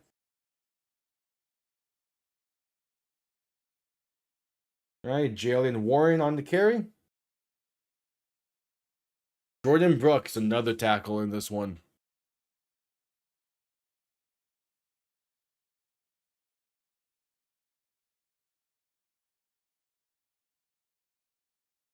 They've been very run heavy to begin this drive. Rodgers in shotgun, back to his right. 3 receiving options to the right as well. Another handoff up the middle for Kenneth Gainwell, bouncing out right side. Bounces off one defender and has space. 40, 35, 30, 25, and out of bounds finally near the 20. A 40-yard carry for Kenneth Gainwell. That's just not... Can we tackle?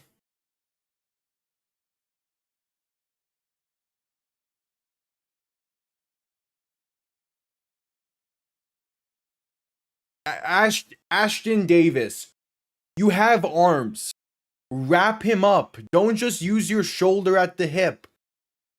That's like your 4th missed tackle tonight because you're doing that. Kenneth Gainwell is not a big body. You don't need to tackle him by the legs like that. Wrap him up. Moving the ball to the 22-yard line.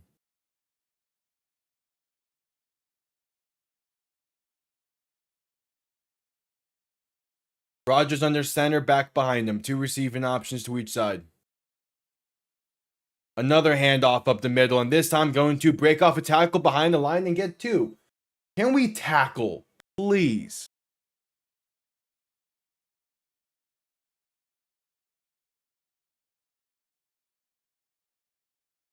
Yeah. Well, I think because like the color in the scoreboard is the primary, like that aqua, and then the orange is the official secondary, but they just don't use it like it is.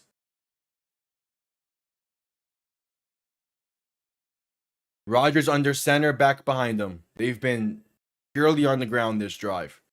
There's a play action looking to throw. Rodgers, pass left side, wide open. Touchdown, Pittsburgh. It's Marquez Valdez-Scantling. And the Steelers perfectly execute the middle 8 minutes of this game. Just perfectly executed the middle 8.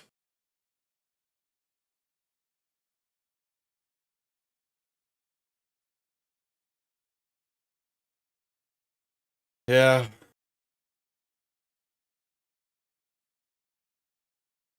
The play action, Miami bid on it because they were only running the ball that drive and we couldn't stop it. Valdez-Scantling gets open behind the defense.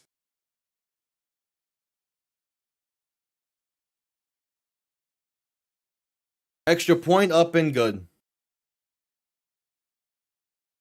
Yeah, I'm not surprised by that.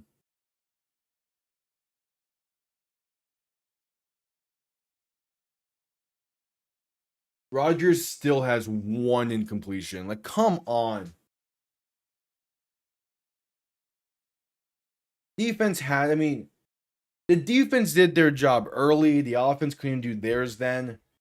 But, like, at some point, you need to be able to play the pass.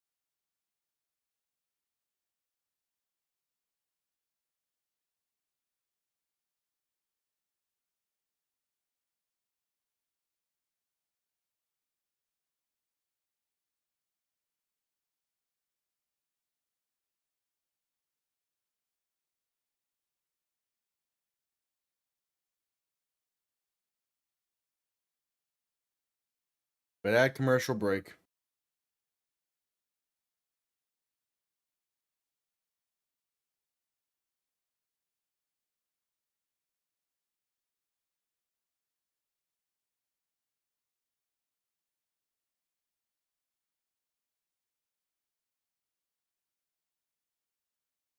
At commercial break. I mean, there's obviously still a chance, but you're going to need the defense to step up a bit. Offense needs to score on this next drive. But they've been barely able to move the ball down the field. The key thing is McDaniel can't get in his own head at this point. You still need to try and commit to the ground. You don't get into your own head and go 3 straight pass plays. It's not going to work.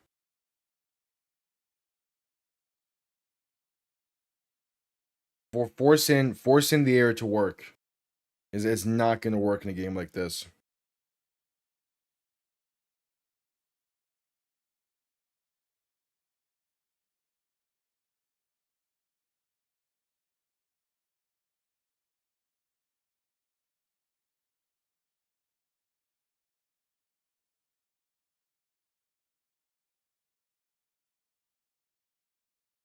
All right, just getting back from commercial break.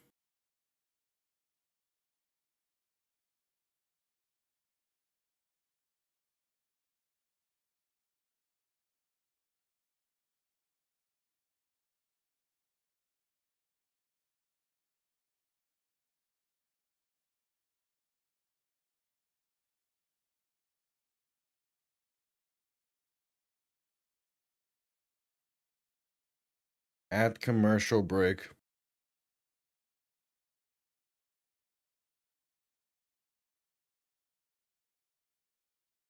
Kickoff underway. Going to bounce before the landing zone. Miami will have ball from their own 40. Excellent starting field position. Try and get back into this game a little bit. They need the offense though to step up alongside of things. It all starts with a solid offensive drive here, but it needs to end in the end zone for it to really mean something. It's like Rodgers is 14 for 15. Come on.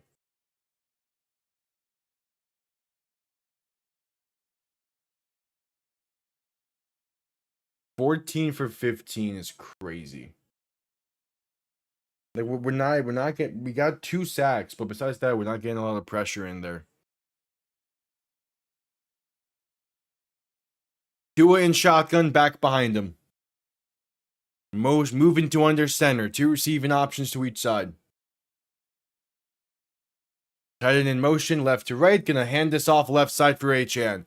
And that's a gain of maybe a yard. Aaron Brewer cannot hold that block. Cameron Hayward on the tackle.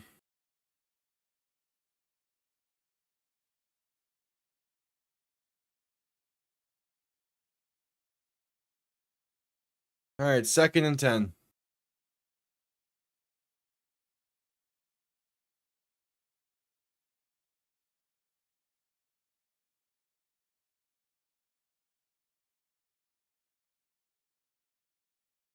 Tua in shotgun, a back to his left, full back to his right, tight end in motion, left to right.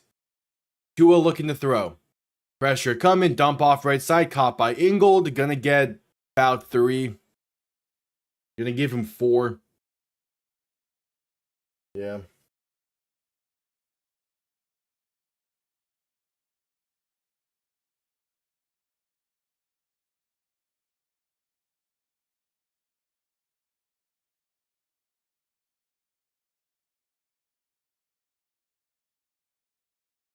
Yeah. 3rd and 6.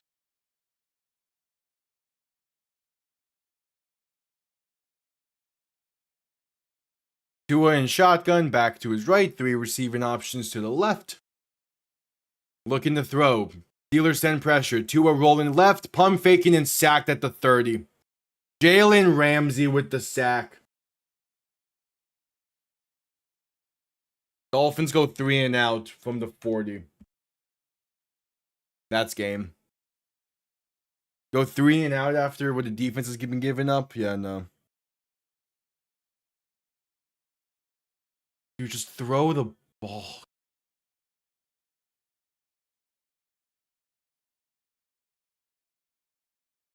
Yeah. All right, Jake Bailey on to send this one away. Punt comes off clean. Going to be returned beginning from the 15. Face up past the 20, down to the 23. Yeah, it's rough, bud. I mean, you get yourselves into this pickle by just not being a well-built team and by having a terrible start to the season.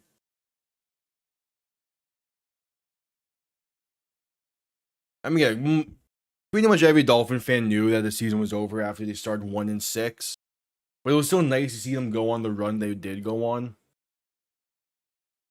For it to end the way that it is, like pretty much without a fight, it's so typical Miami, especially with it being a cold game as well. Should have never joined the AFC East.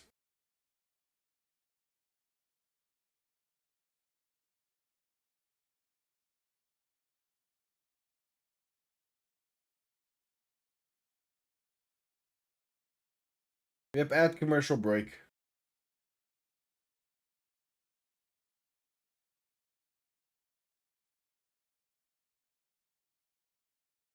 Yeah, at least we ain't the Jets. That's something, but man.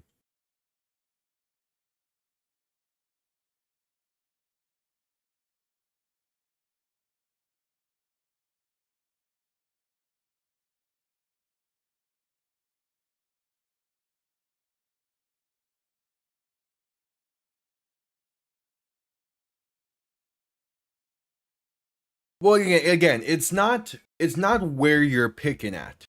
It is who you pick. So with the fact that it's not Chris Greer making the selection anymore, Miami could still have a good pick. But it's Miami's in a spot right now, just as a team and as a team with a roster with a foundation and needs to just be kind of remade. It's gonna take a few years. There need to be patience with the GM. It's not gonna start right away. Any type of true roster build down or breakdown and build back and rebuild is going to have to wait till 2027. Well, that's if we knew who the best guys were, yeah, they're going to be snatched up early. But you never know who the best guys are in any given draft. You can think who's the best guy is, but then you have a ton of Hall of Famers and Pro Bowlers and All Pro guys that get drafted in day 2 and day 3 because no one knows. The hope is that you have a quality staff to be able to find those guys and those kind of like, and the guys fall through the cracks a bit. It's like the Patriots for all those years, the Chiefs, even though this year's been a bit rough, but the Chiefs, like they're fine, like they find Hall of Fame talent late first and second, third, fourth rounds. So like you can have top picks all you want. That has not helped the Jets. It has not helped Tennessee. It has not helped Cleveland. You still need to make the right picks. Rodgers quick pass left side caught by DK Metcalf, going to be brought down near the 28. Gain of about 5. It's just that Chris Greer spent 10 years not making the right picks. And now this is still a team that has his foundation on it. The new GM needs to come in and start building his foundation. It's going to take a while. But the process is going to start a little bit in this upcoming offseason, but really get underway in 2027 when more of the cap space opens up. Quick pass right side to Darnell Washington. Going to get about 2. 3rd and 3 coming up. Rodgers looking to throw in 3rd and 3. Launching one deep. Right side overthrown and incomplete. Looking for Marquez Valdez-Scantling. No penalty, so the Dolphins defense makes the play, makes a stand. Steelers go 3 and out now.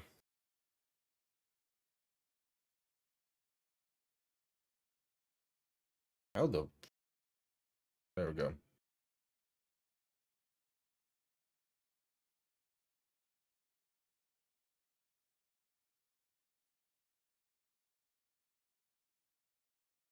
Penalty comes out well late here.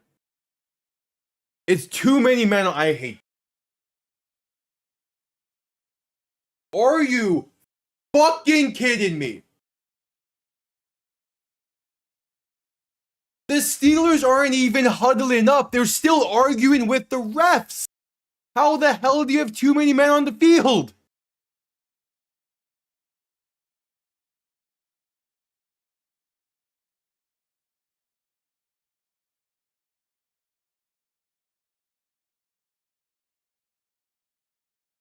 I can't. God.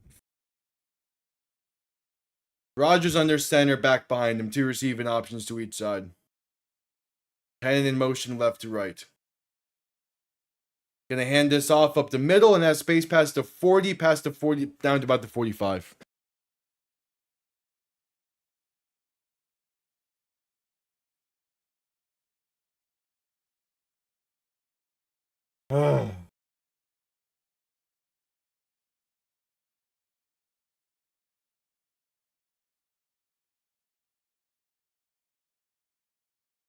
Rodgers in shotgun back to his left. 3 receiving options to the left as well. 2nd and 1. Gonna hand this off up the middle for Gainwell. That's enough for the first and more. Pass midfield down to about the 47.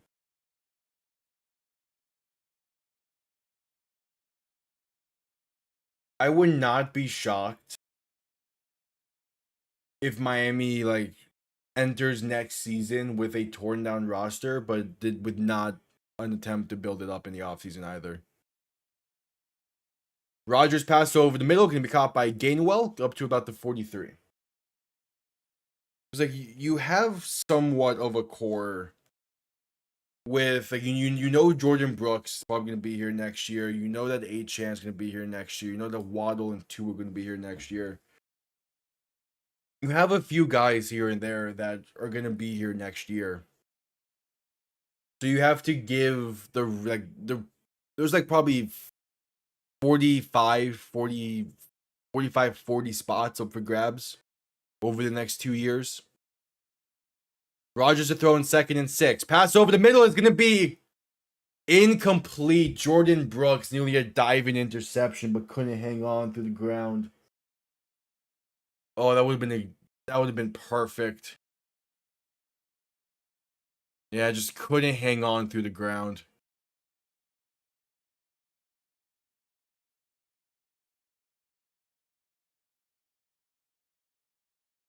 But again, that's just more examples. Jordan Brooks is a cornerstone piece of this team. Rodgers in shotgun, 3rd and 6. 4 receiving options to the left. Gonna motion one of them towards the backfield. 2 Rodgers is right. And the Steelers will call their first timeout. Just not gonna get this ball off in time.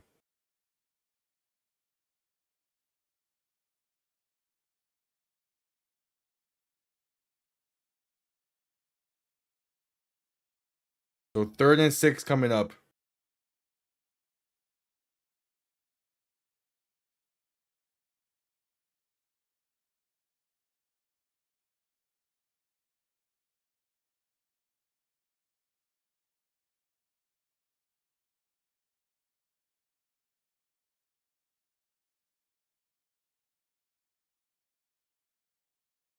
All right, 3rd and 6.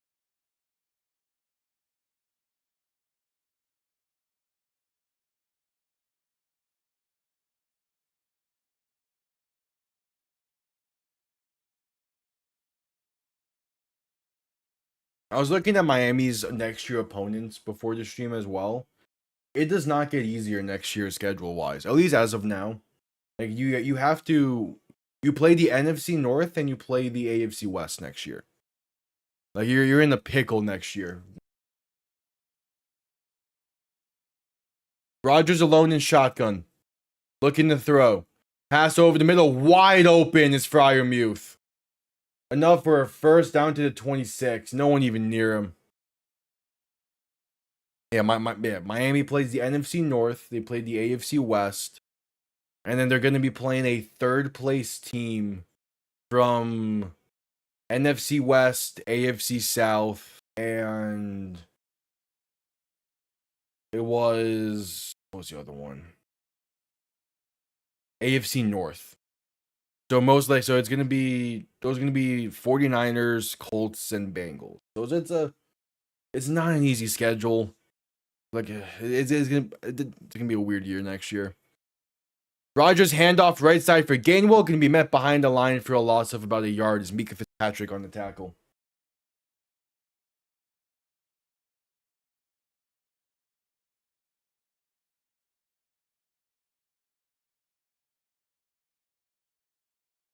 Officially ruined it. ESPN's a loss of 2. There's a loss of whatever. Loss of like yard and a half or so.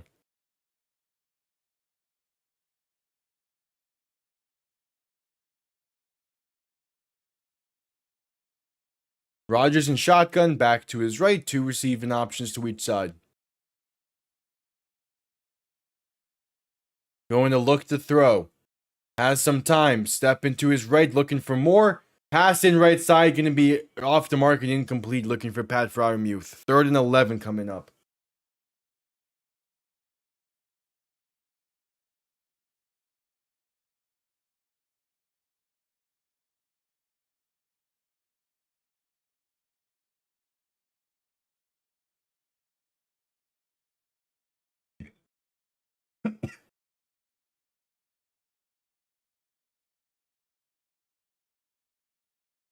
All right, 3rd and 11.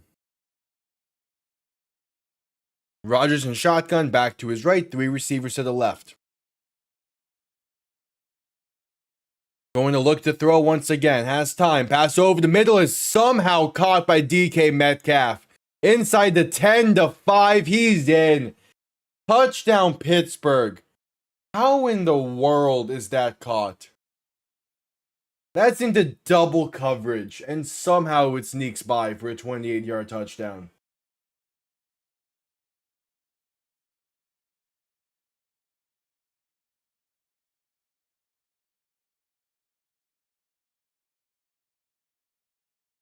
I need to see another angle of that pass. That's an insane throw to sneak it through. How in the world? No, that's fully on Rodgers. Somehow Rodgers snuck that through Ashton Davis. I have no idea how. Extra point is up and good. Ashton Davis was maybe late by a millisecond there. That's an insane throw from Rodgers. And then yeah, DK Metcalf does the rest, breaking the tackles and stuff. But man. All right, about 5 minutes to play in the third. We head to commercial break.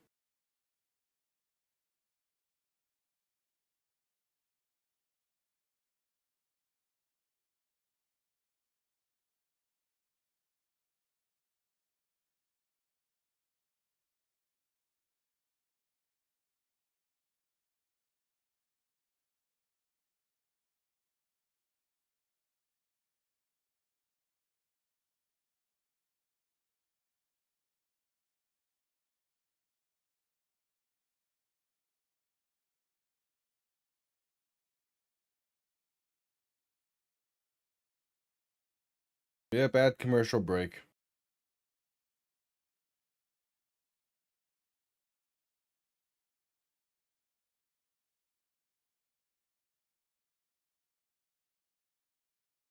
Hey, at least the Panthers won. The Heat lost, but the Panthers won.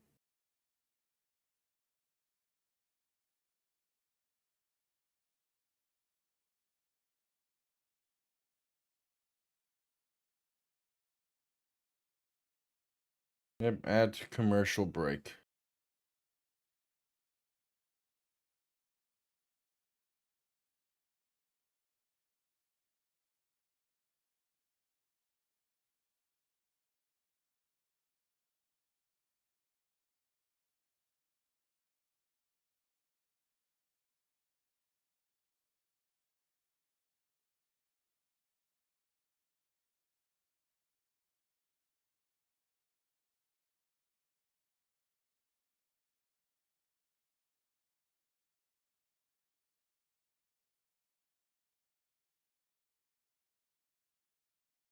At commercial break.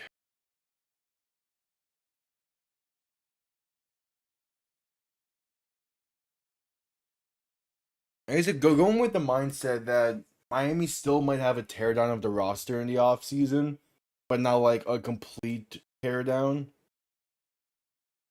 Just like one that's gonna like get open up spots for guys and allow competition. You still might just eat that dead cap.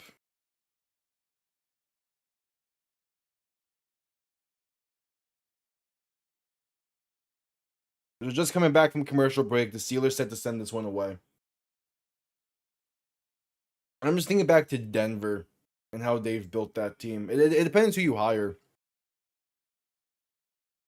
Yeah, as a GM, but I mean, kickoff underway, going to be returned beginning from the 12th, up past the 25, down to the 29. I mean, the question is 68 million of dead cap difference enough to ride with Tua next year?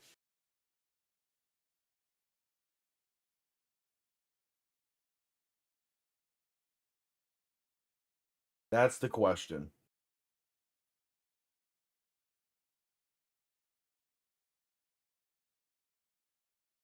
Or again, like if you can find a trade after June 1st, it cuts that dead cap a bit and it splits it out between 2 years. That might be what to try to do.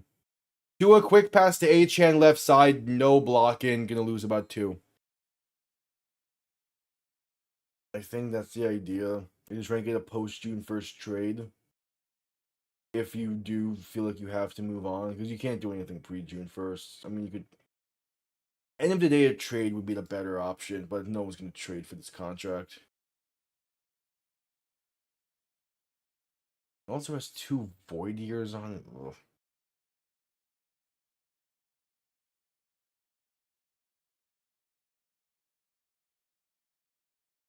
Tua in shotgun back behind them. 2 receiving options to each side. 2nd and 12 from their own 27. Tua looking to throw. Pass is going to be luckily not intercepted. Looking for Waddle along the left side. That goes through the arms of Alex Highsmith and luckily falls incomplete.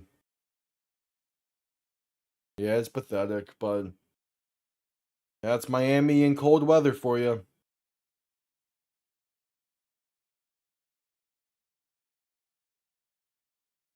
Ugh.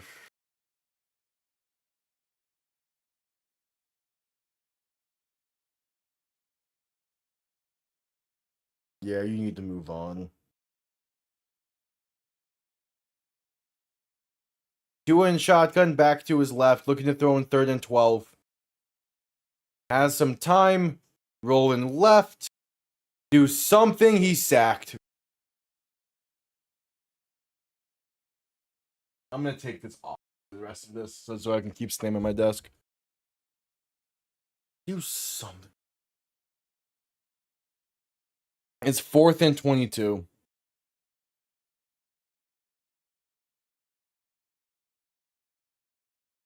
Tua had so much time in the pocket. You need...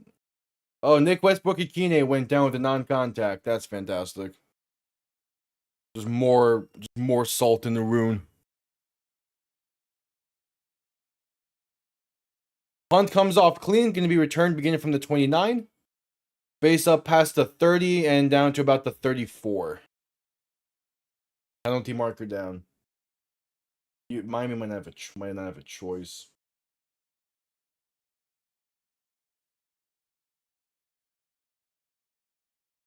Yeah. It's going to be a very interesting offseason in Miami. A lot of questions. Same thing as last year. A lot of questions. Blocking the back against the Steelers is the penalty. Did the Steelers get cursed by Pernick? Of course they did. Only Miami would not get impacted by it.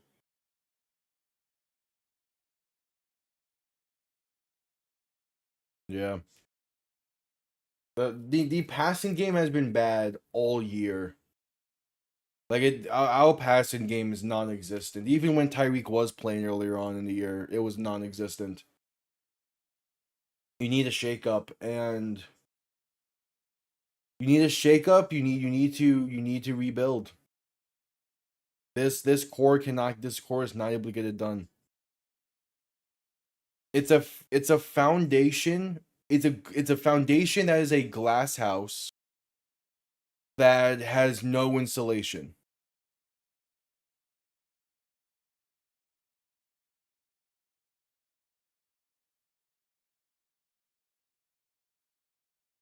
The Dolphins are a glass house with no insulation, and Chris Greer built them that way because it worked for a season in 2016. If you even want to say that season worked.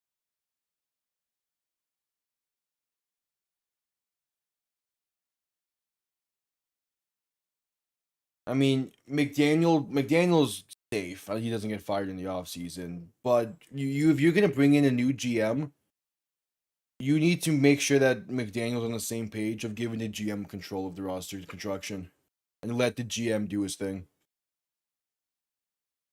He's not gonna get fired. He's too respected across pretty much the entire NFL space. He's too respected. That's a fair take. He's not gonna happen. He is too well respected of an offensive mind to be fired just yet. Stephen Ross is not going to want that walk. Is not going to want that walking out the door unless he absolutely has to, and he doesn't feel that way right now.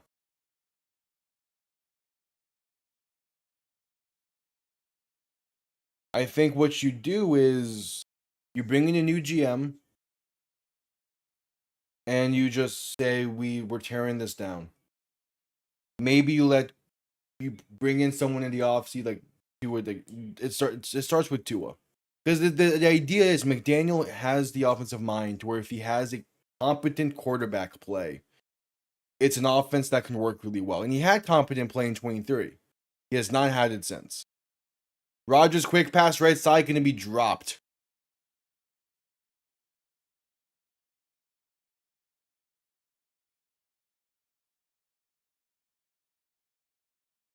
Yeah, 3 straight touchdown drives given up to Pittsburgh.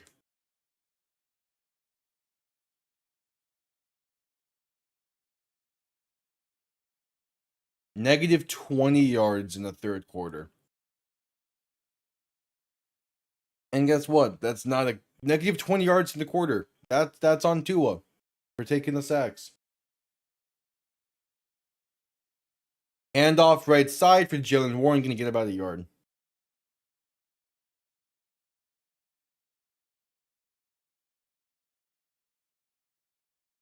Like off-season discussions from Miami starts and ends. It starts with people needing to understand McDaniel is not getting fired. Anyone else, though, I could see being on the move. Letting McDaniel bring in his guy could help. He could also be like, put a lot more pressure on them.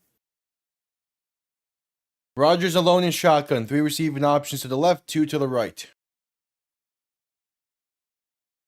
Going to look to throw. Dump off left side for Pat Fryermuth is going to not get enough for the first. Big hit by Jordan Brooks. Going to be a gain of about 7. Miami forces a 3 and out.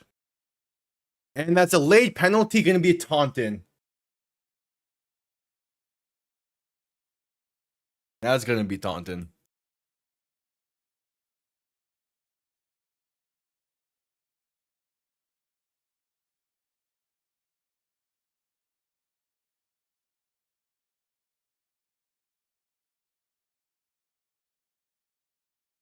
After the play, Taunton against Miami. That's the mental mistakes.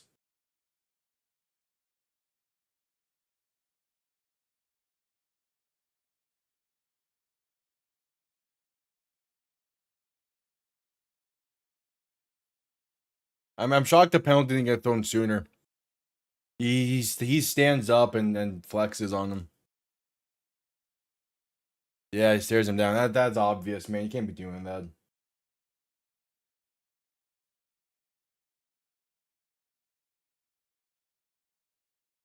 That's an obvious Taunton penalty. You can't be doing that, man.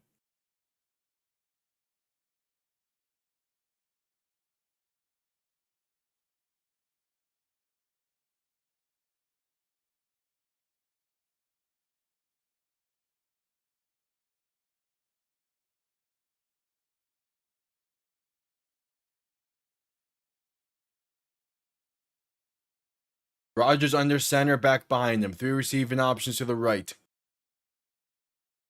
Ball on their own 43. Gonna hand this off up the middle for Kenneth Gainwell. Has space past midfield to the 49.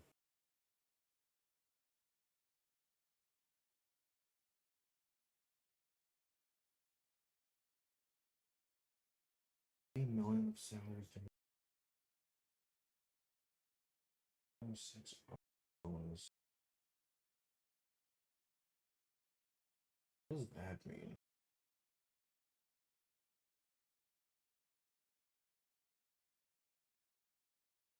Bunch of incentives that he's never gonna win. 2nd and 1, handoff to Gainwell up the middle, gonna be about 2.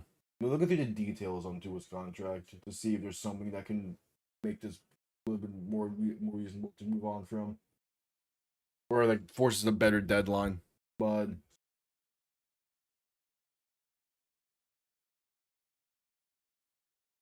is that option bonus something Tua exercises or Miami exercises?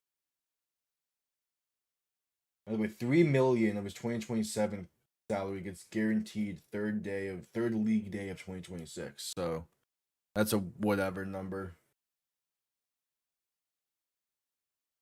Rodgers in shotgun, back to his right, 2 receiving options to each side, play action, looking to throw. Penalty down, Rodgers rolling right. Gonna take it himself, and that's a gain of about 3. Aaron Rodgers is more mobile than Tua. It's crazy. 20 seconds to play in the third quarter.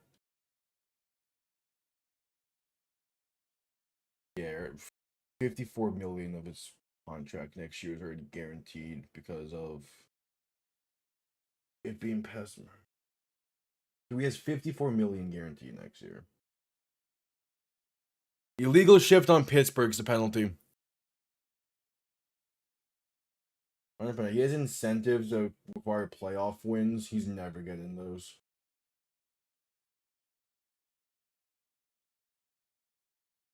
-20. That's good. That's gonna be end of the third quarter. 15 minutes remain in the Dolphins season. We're in the Dolphins playoff hopes for this season. And we had to do a commercial break. Yeah, he's incentives based on snap counts and playoff wins. That's not happening. Yeah, I mean, post June 1st, a trade's the best way to move off of this contract. But good luck finding a team willing to take on this contract and begin with. You're able to move on from it if you're willing to get like nothing in return, which you're gonna have to.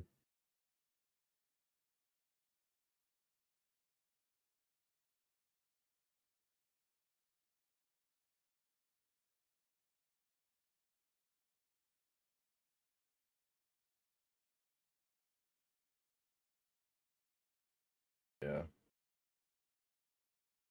Yeah, just thinking back to that Denver situation, how they've been able to rebuild out after stuff.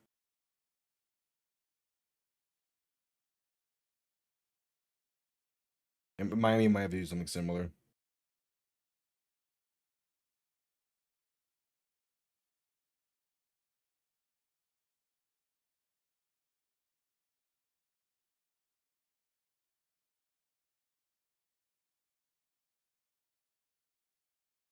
At commercial break.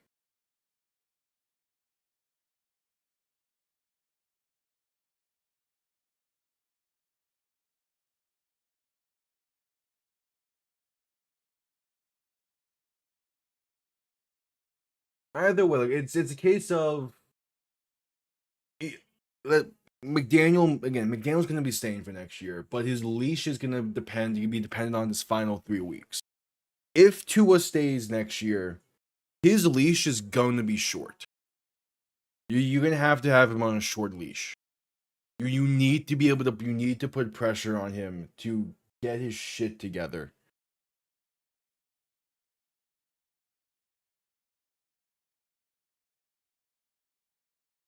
Otherwise, just move on and take the dead cap hit.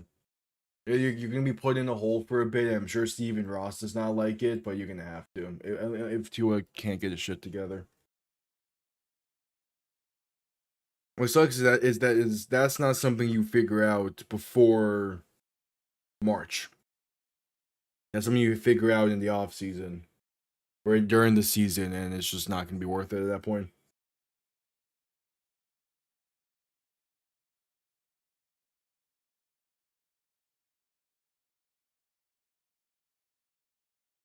All right, just getting back from commercial break. The fourth quarter gonna start here soon.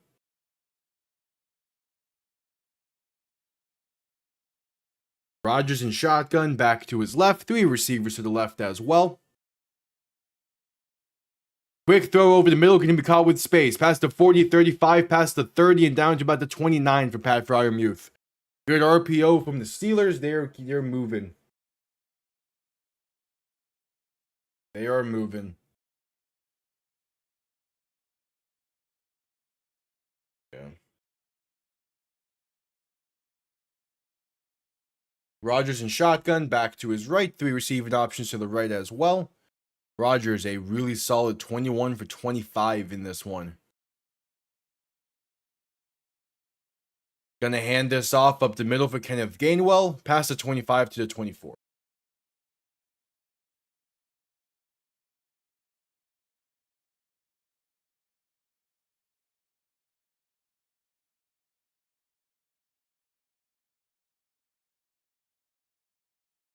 Here's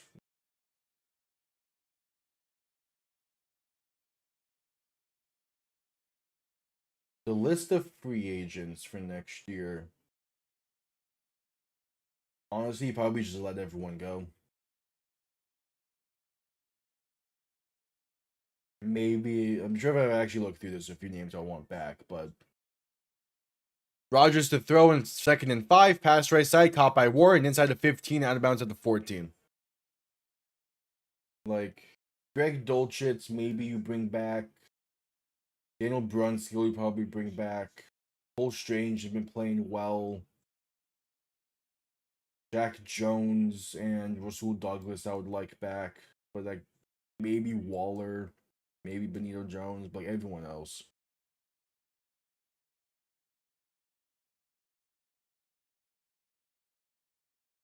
Wait, who? That's the wrong window to open up there. Oh, and Mika Fitzpatrick is still to get up afterwards, of course. Salt in the wound.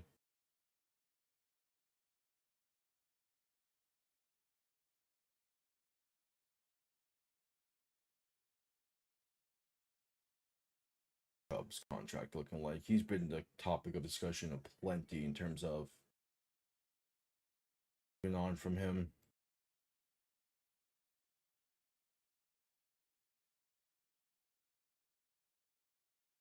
Post June 1st, and it's still 23 in dead cap. It's you're gonna have you there's a very real chance Miami has like a third of their cap space taken up by 2 players due to dead cap if they decide to move on and completely tear it down. And that's just not viable.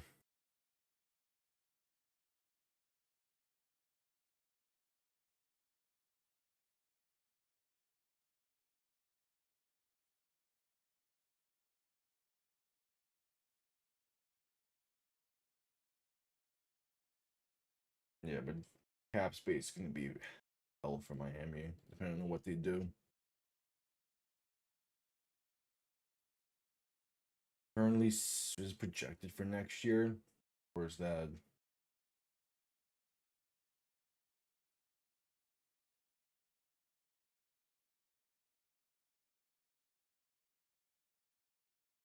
Now Miami's a few RFAs. Probably bring back Ethan Bonner as an RFA.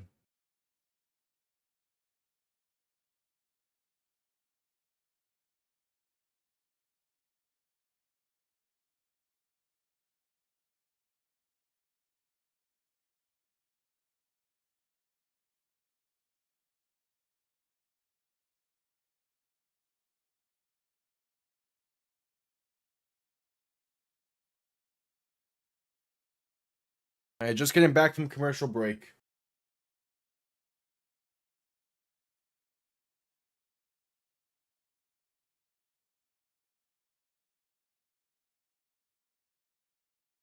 Fitzpatrick's up, walking in his own power.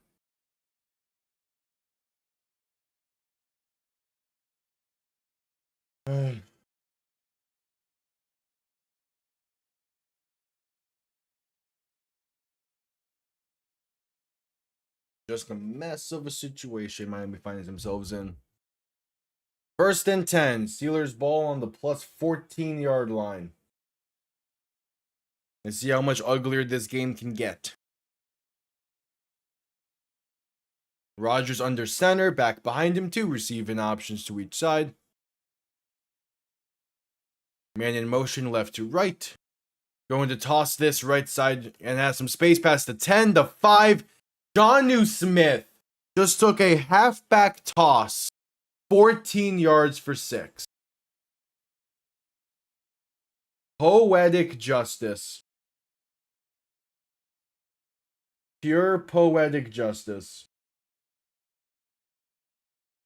Jonnu Smith, a 14-yard rushing. That's crazy. That's crazy.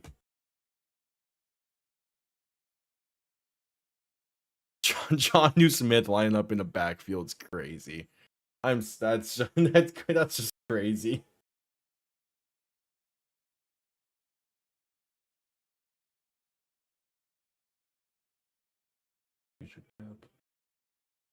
Extra point from Boswell is up and good. 28-3. 13 minutes to play in Miami's playoff hopes.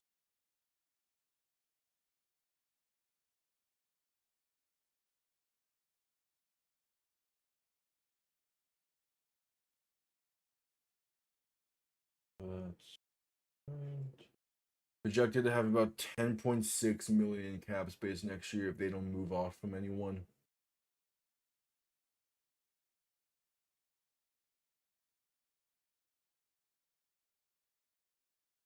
Was it a good run? We started 1-6, and we beat Atlanta. We beat Atlanta, Washington, New Orleans, and the Jets to get back to 6-7. We also beat Buffalo, which that was great, but it's in the nothing season.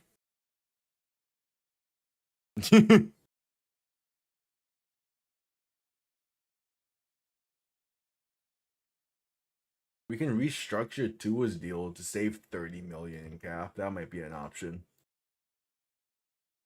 That actually might be exactly what they do. But that's gonna push the needle back another 2 years.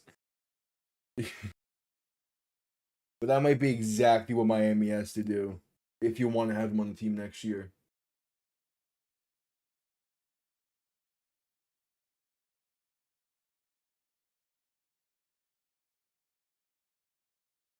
A restructure in the offseason would save 30 million in cap space. That might be exactly what Miami does. Raiola is not till 27, so maybe. There is some reports that Raiola might be entering the transfer portal. That'll be interesting to see what takes place there. Miami legit might just restructure Tua, Tyreek, and Bradley Chubb and go from there. Yo, he has entered. Do we know where he's going then? Oh, that's not till January. Never mind.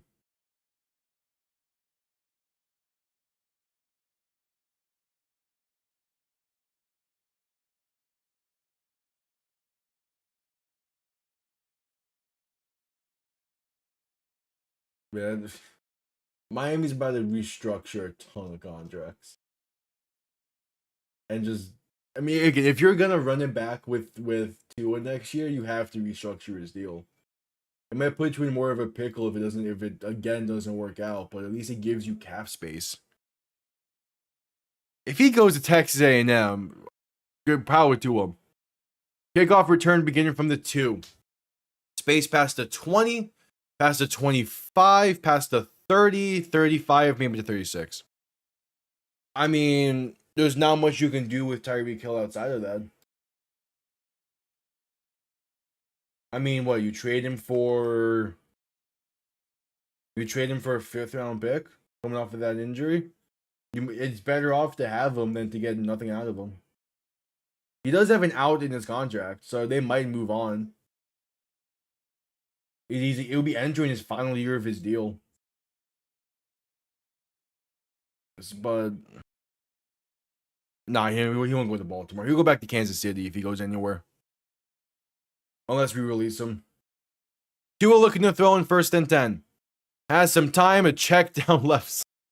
Achane with space past the 40, 45, and out of bounds near midfield. Plenty of time in the pocket. He throws it 5 yards by the line of scrimmage. He has time.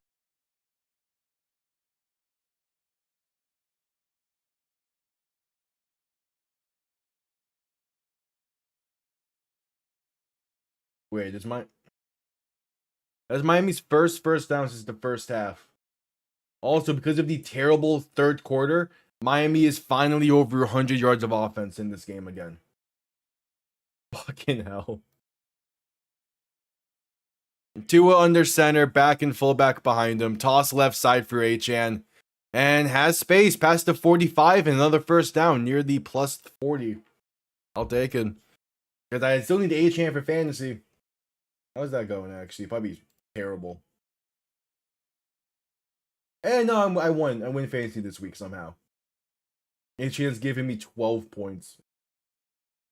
How the fuck did I win fantasy this week? Even with going against Benito, how did I win? I completely mismanaged this team.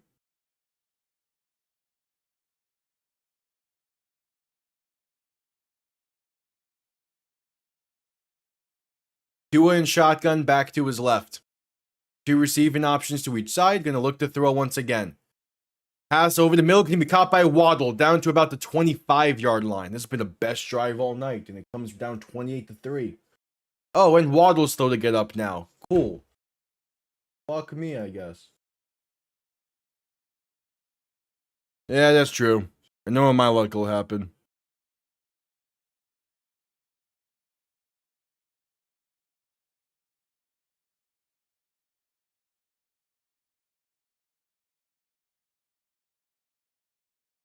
Tua under center, back behind him, 3 receiving options to the left.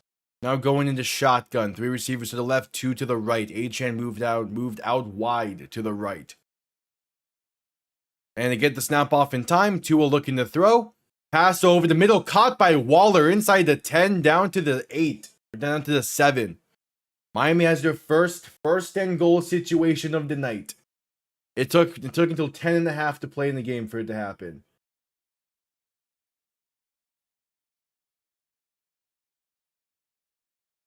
That's a great throw. It's 1 in a million now that he has a throw like that.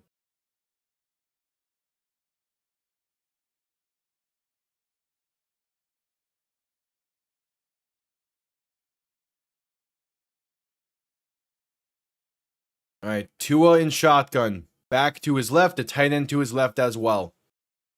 Come on, get Achane in the end zone. Tua looking to throw. Pressure coming, trying to escape to his right. Buying time. Tua pass right side out of bounds, incomplete. Hey, that was some good mobility there.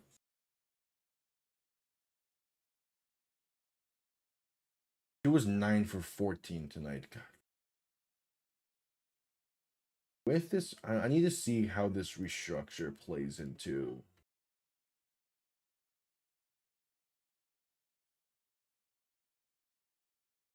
Yeah, but I can't see how what dead cap plays into a role if you restructure next year for the following years. Tua in shotgun, back to his right. Second goal from the 6, looking to throw. Has time, pass right side, gonna be caught by Darren Waller. Touchdown Miami. It took them long enough, but they're in the end zone. 9:41 to play in the game. A little bit too little, too late there.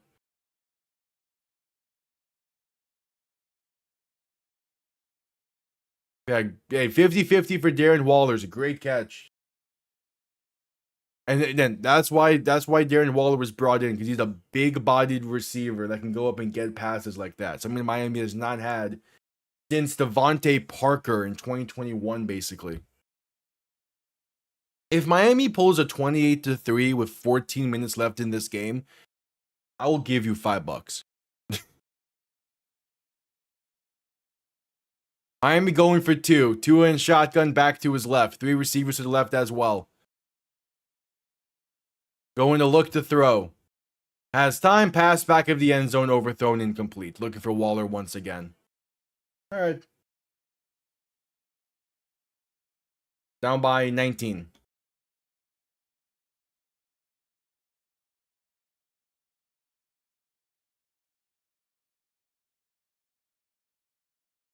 Yeah. See. What happens with the restructure? I'm still trying to figure out what dead cap situation looks like if a restructure happens in the offseason, because I could totally see that being the case.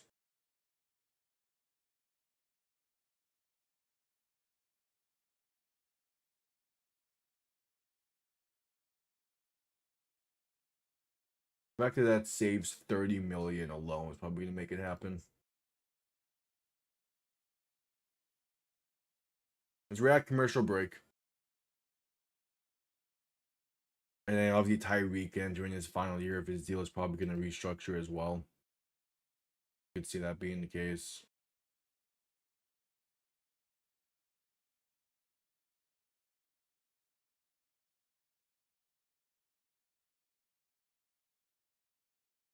I mean, those 2 restructures save you about $55.6 million in cap space.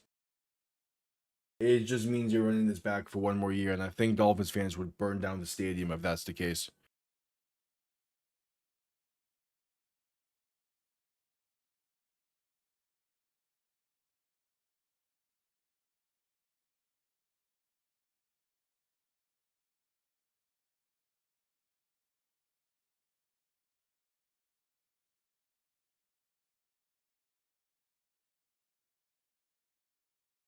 Still at commercial break.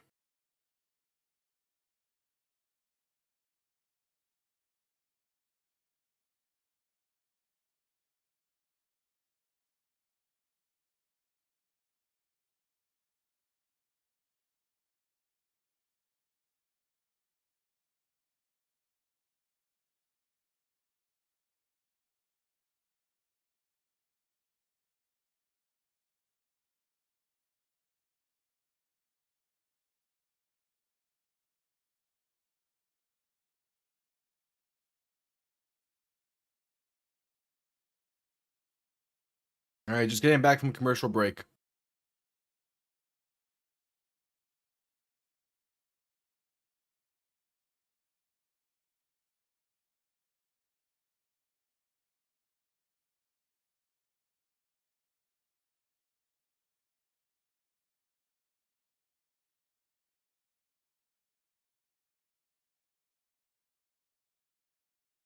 Kickoff underway.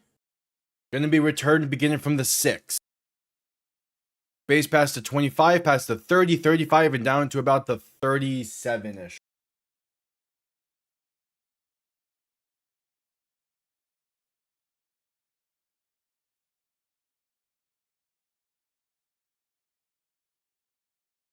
Had 4 straight touchdown drives for Pittsburgh. The first time since 2018 that has happened. Trying to make it a 5th here.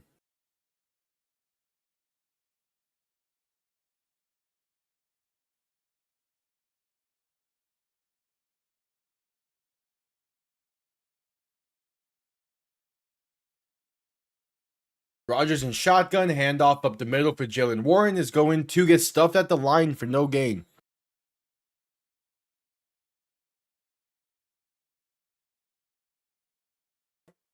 Top 5 QBs for this upcoming draft class. Dante Moore, Fernando Mendoza, Ty Simpson, John Mader, and Darian Mensah.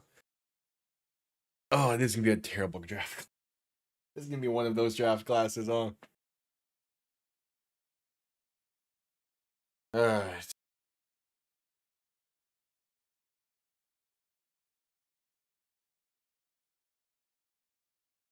Rodgers under center, back behind him too, receiving options to each side, man in motion right to left. As they toss left side, there's space up to about the 40 before being brought down for Caleb Johnson on the carry.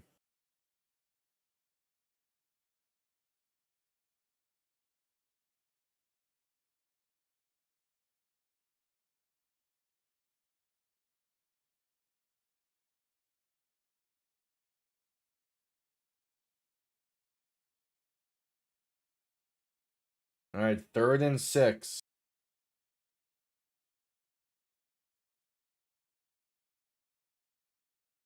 Rodgers in shotgun, back to his left, 3 receivers to the right.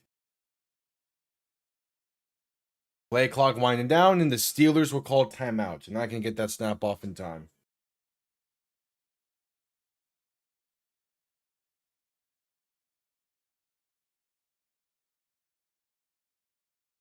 All right.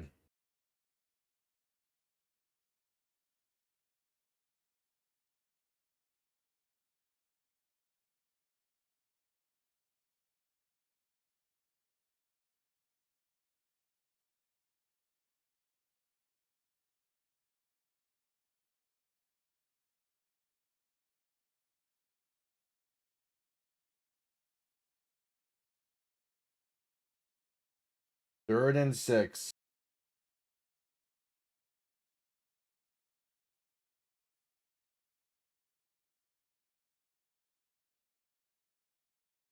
Yeah, Mike Tomlin remains undefeated at home on Monday Night Football. That's one of those crazy stats that doesn't seem real, but very much is. Rodgers in shotgun, 3 receiving options to the left, 2 to the right.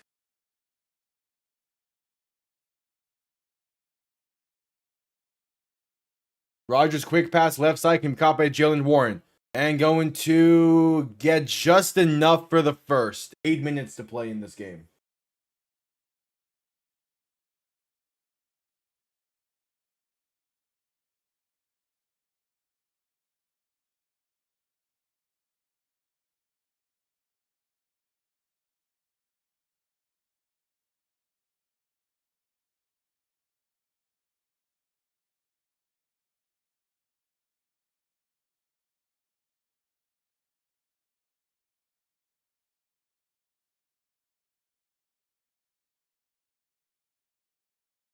I know Warren's gonna be short. All right, it's 4th and inches.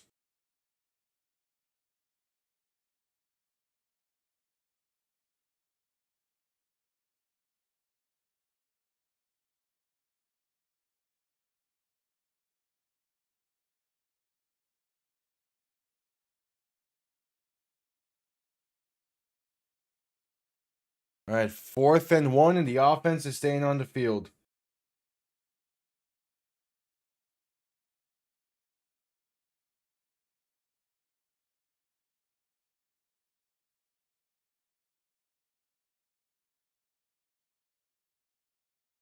Enough, never mind. They're gonna punt this one away. All right. Punt comes off clean. Gonna be returned beginning from the 7.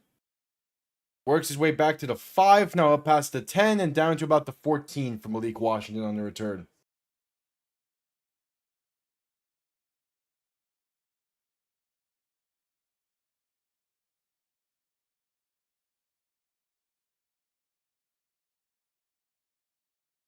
All right.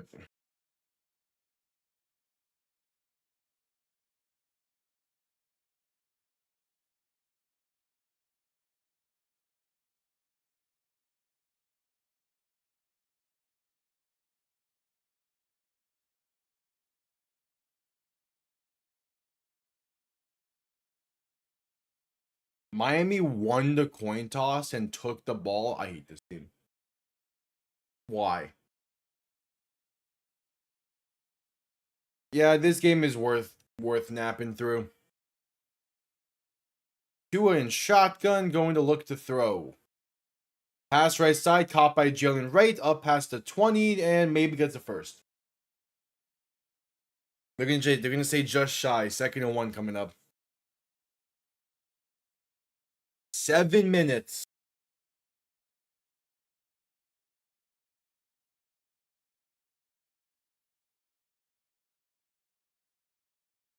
Seven minutes remain.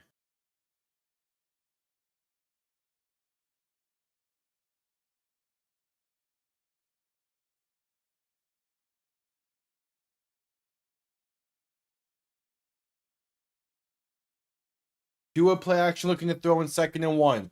Step into his right, passing over the middle, going to be caught for a first, past the 25 to about the 27. Julian Hill on the reception.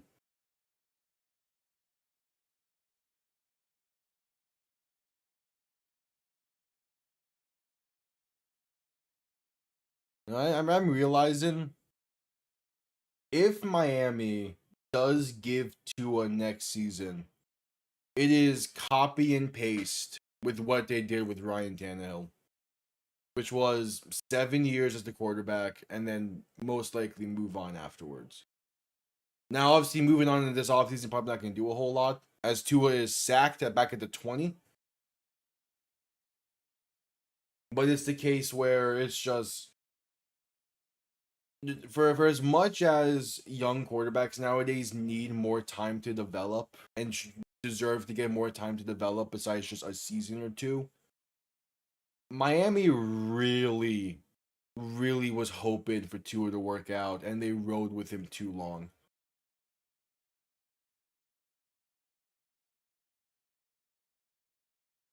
I'm just not sure what the path forward is. There's like 4 different paths, and it's gonna be down to the new GM.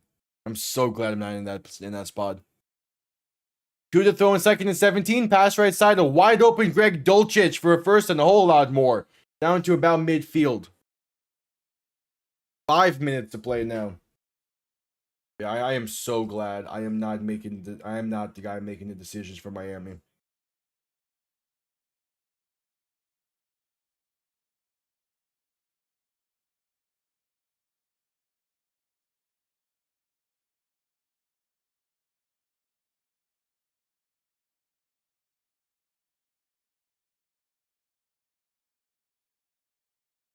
Good.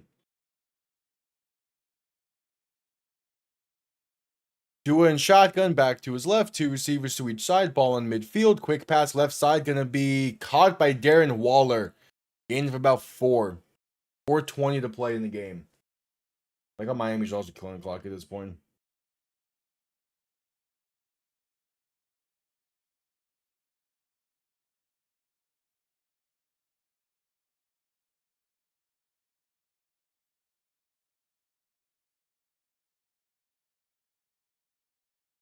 Yeah, Waller got down awkward there.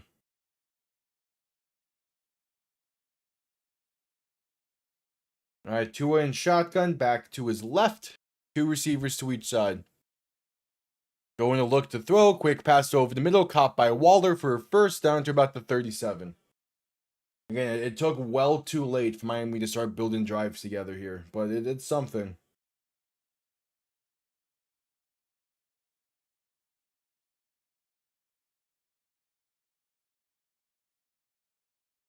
Tua in shotgun, back to his left. 3 receivers to the right, looking to throw.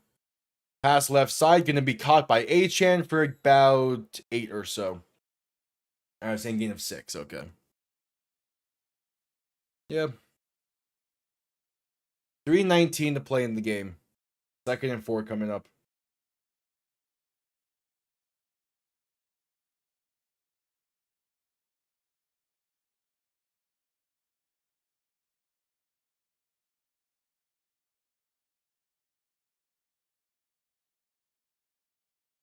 Second and 4.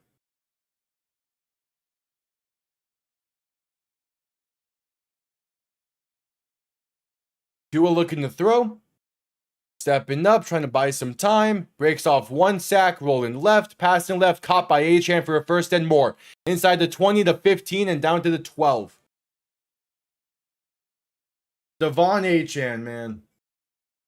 He deserves so much better than what we've given him this season. He's been carrying this team. He's up to 118 total yards on the night. That man's a saint.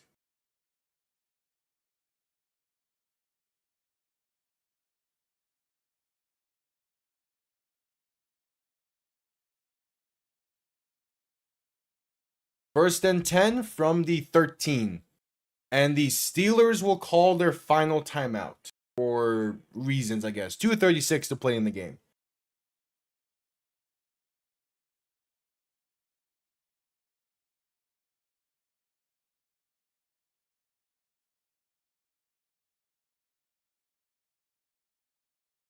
All right.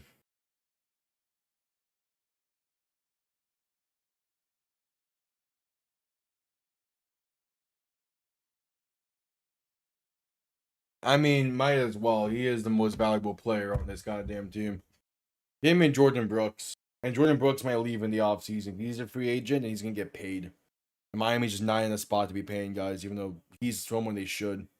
Him, if Miami can give out only 2 contracts in the offseason, the 2 should go to Jordan Brooks and Devon Achane.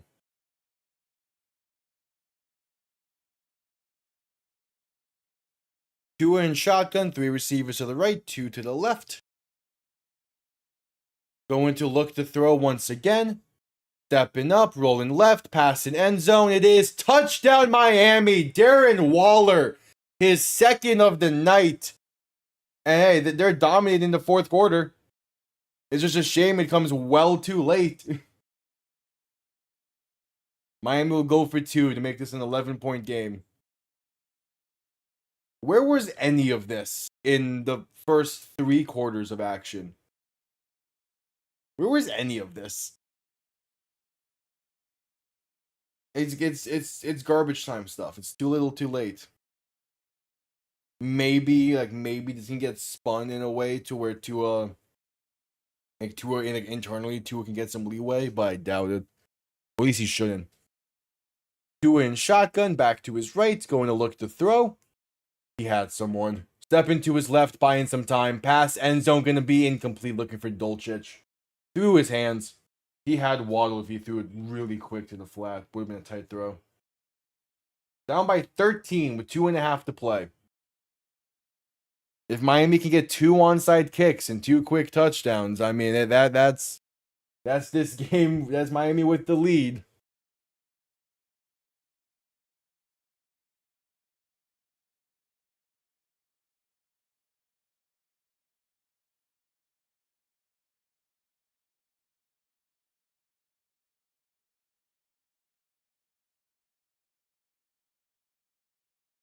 Yep, Miami can go for the onside kick. I mean, they have all 3 timeouts. If they, I doubt it, but Yeah, the onside kick has been successful 4 times this year. One of them was against Miami. And they're going to need 2 of them to come back. Can they get the 9% dice roll twice?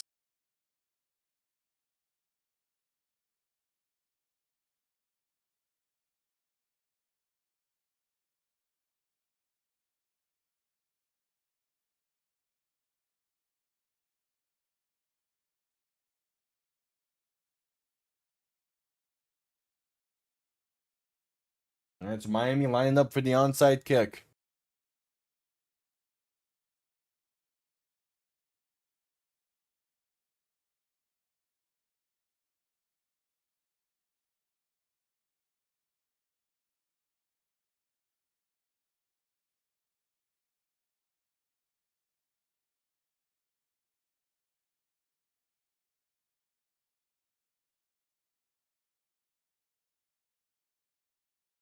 Onside kick underway. And the Steelers have it. Miami knew got a chance there when Connor Hayward picks it up.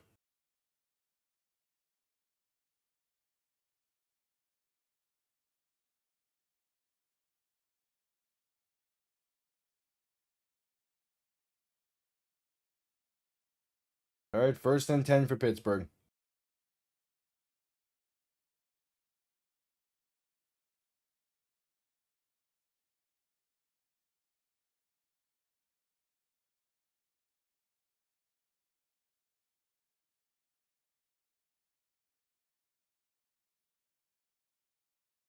Rodgers under center, back behind him. Man in motion left to right, 2.5 to play in the game. Ball in midfield.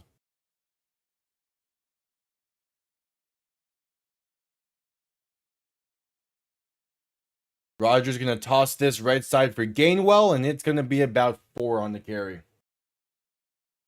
And Miami, why are we calling timeouts?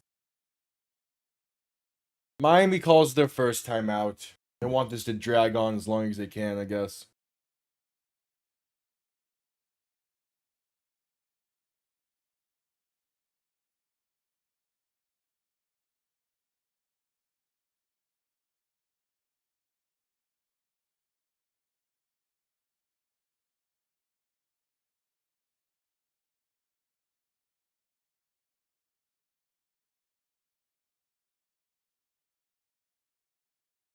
All right, so 2:25 to play.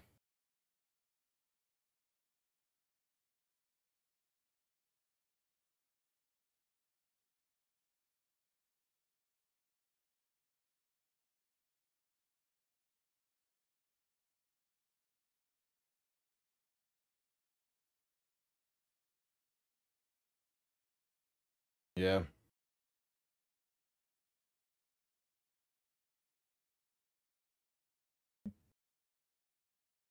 All right. Rodgers under center, back behind him. Toss right side. And it's going to be back to the line of scrimmage for no gain. Miami will call their second timeout.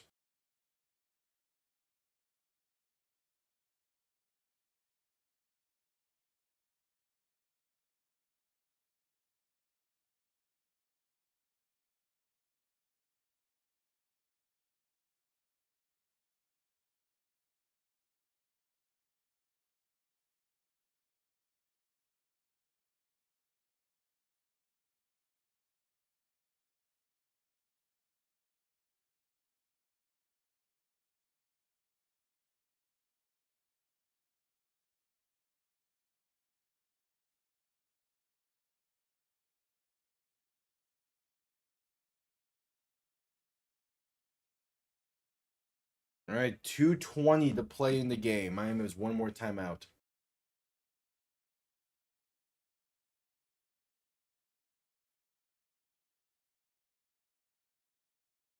Ball on the plus 46-yard line. Rodgers in shotgun, back to his right. 3 receiving options to the right as well. Man in motion right to left as they hand... No, Rodgers, play action looking to throw. Rolling right. And he's just going to take a sack back at the 47-ish, 48-yard line. So Miami will call the final timeout. If by some miracle, with 2:14 to play, if Miami can get all of the bounces, they're down by 13.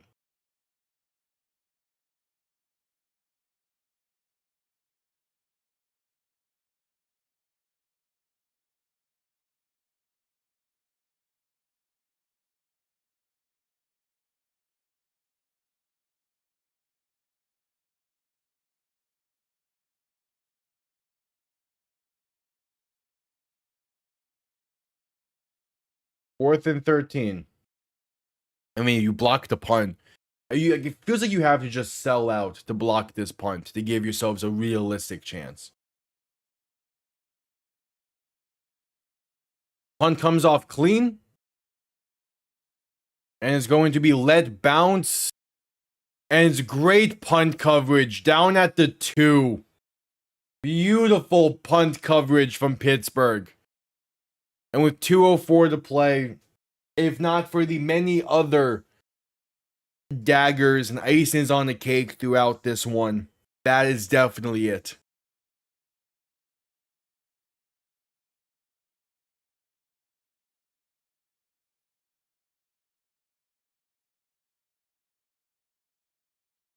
That's great punt coverage.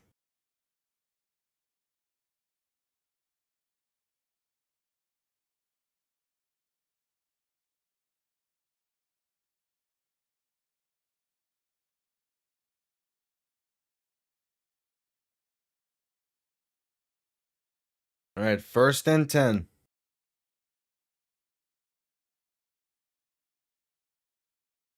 Tua in shotgun, back to his right.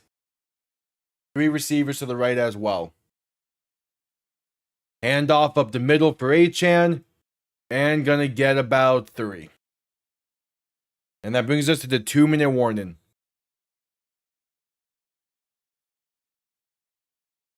Two minutes to play. And we're gonna head to a commercial break. Because why not?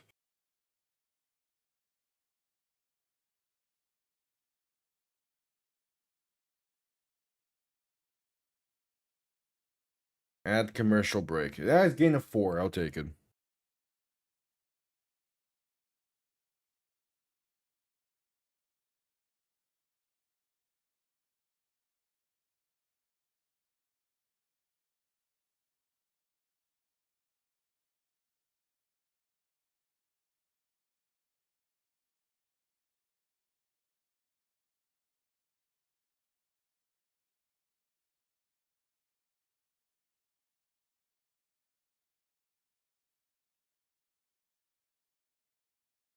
At commercial break. It's a tough one.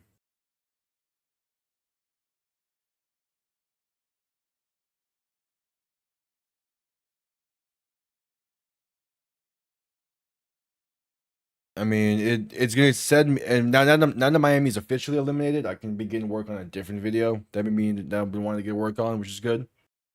But it's also like I can as I'm sure people knows, I haven't done Dolphins post game since the Washington game, or since right before then, just because I haven't felt like doing it, and there hasn't been a lot to talk about in those games. Those will pick back up next season when I'm actually able to take notes more consistently and stuff, and Miami's hopefully a little bit better. Those are more of like a proper post game. But as always, as soon as season ends, like that Monday after week 18, there's gonna be a video about kind of like where Miami goes from here. Because the answer is there's like 5 paths, and I don't know which one they'll take.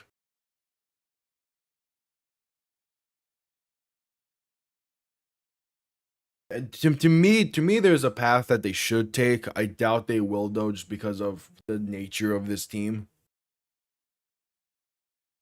But we'll see.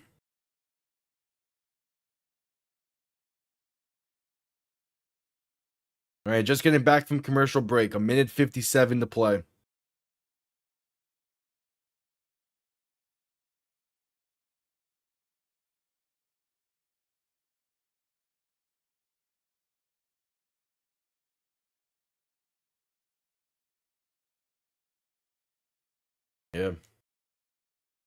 Tua in shotgun, back to his right. Two receiving options to each side. Looking to throw in 2nd and 6. Pass over the middle, going to be caught for about 5 for Darren Waller. Not enough for a first. Yeah, 3rd and 1 coming up, and they're going to let this clock run a bit.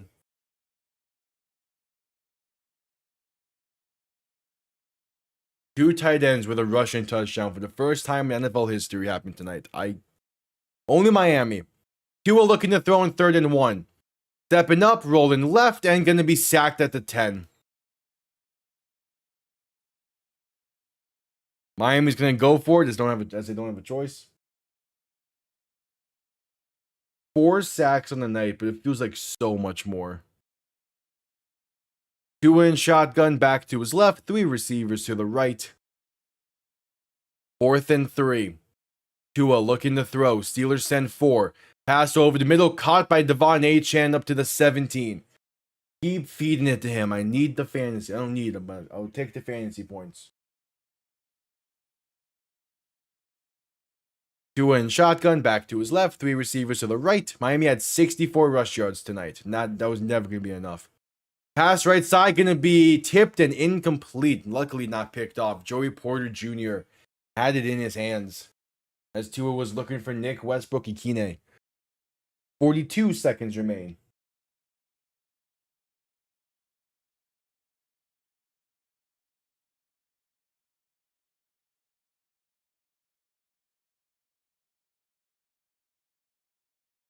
Second and 10.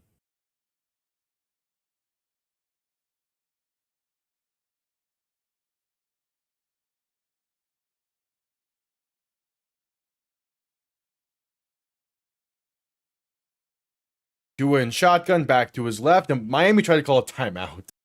How do you get a delay of game? How do you get a delay of game with this game? How in the world do you get a delay of game at this point? Just kneel the ball out.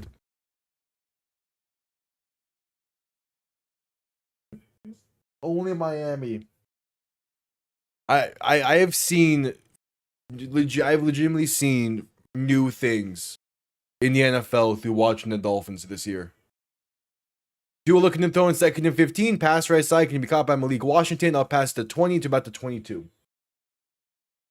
Like, I've seen things this year by watching the Dolphins play that I've never seen before. And it just keeps coming. This season cannot end soon enough. Tua looking to throw in 3rd and 5. Stepping up, dump off over the middle, caught by Greg Dulcich. Past the 35 and down to about the 38. And that will do it. The Dolphins are officially eliminated from the playoff contention in a dumpster fire of a game against the Steelers on Monday Night Football in the cold.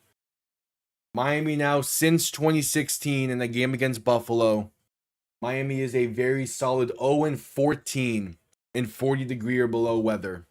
They just can't. And again, Chris Grier became the GM in 2016.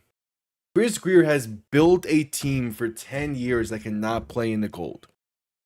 So for as much as you can fault the players and you can fault the coaching staff, Chris Grier was the guy that put them together.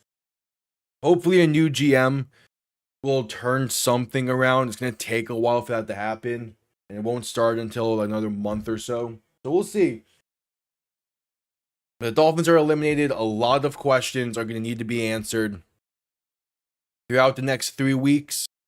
Whose job is safe? Who's in the hot seat? When the offseason does roll around, what goes on there? Time will tell. Appreciate everyone tuning in. I'll be live Thursday night for Seahawks and Rams. Should be a much better game.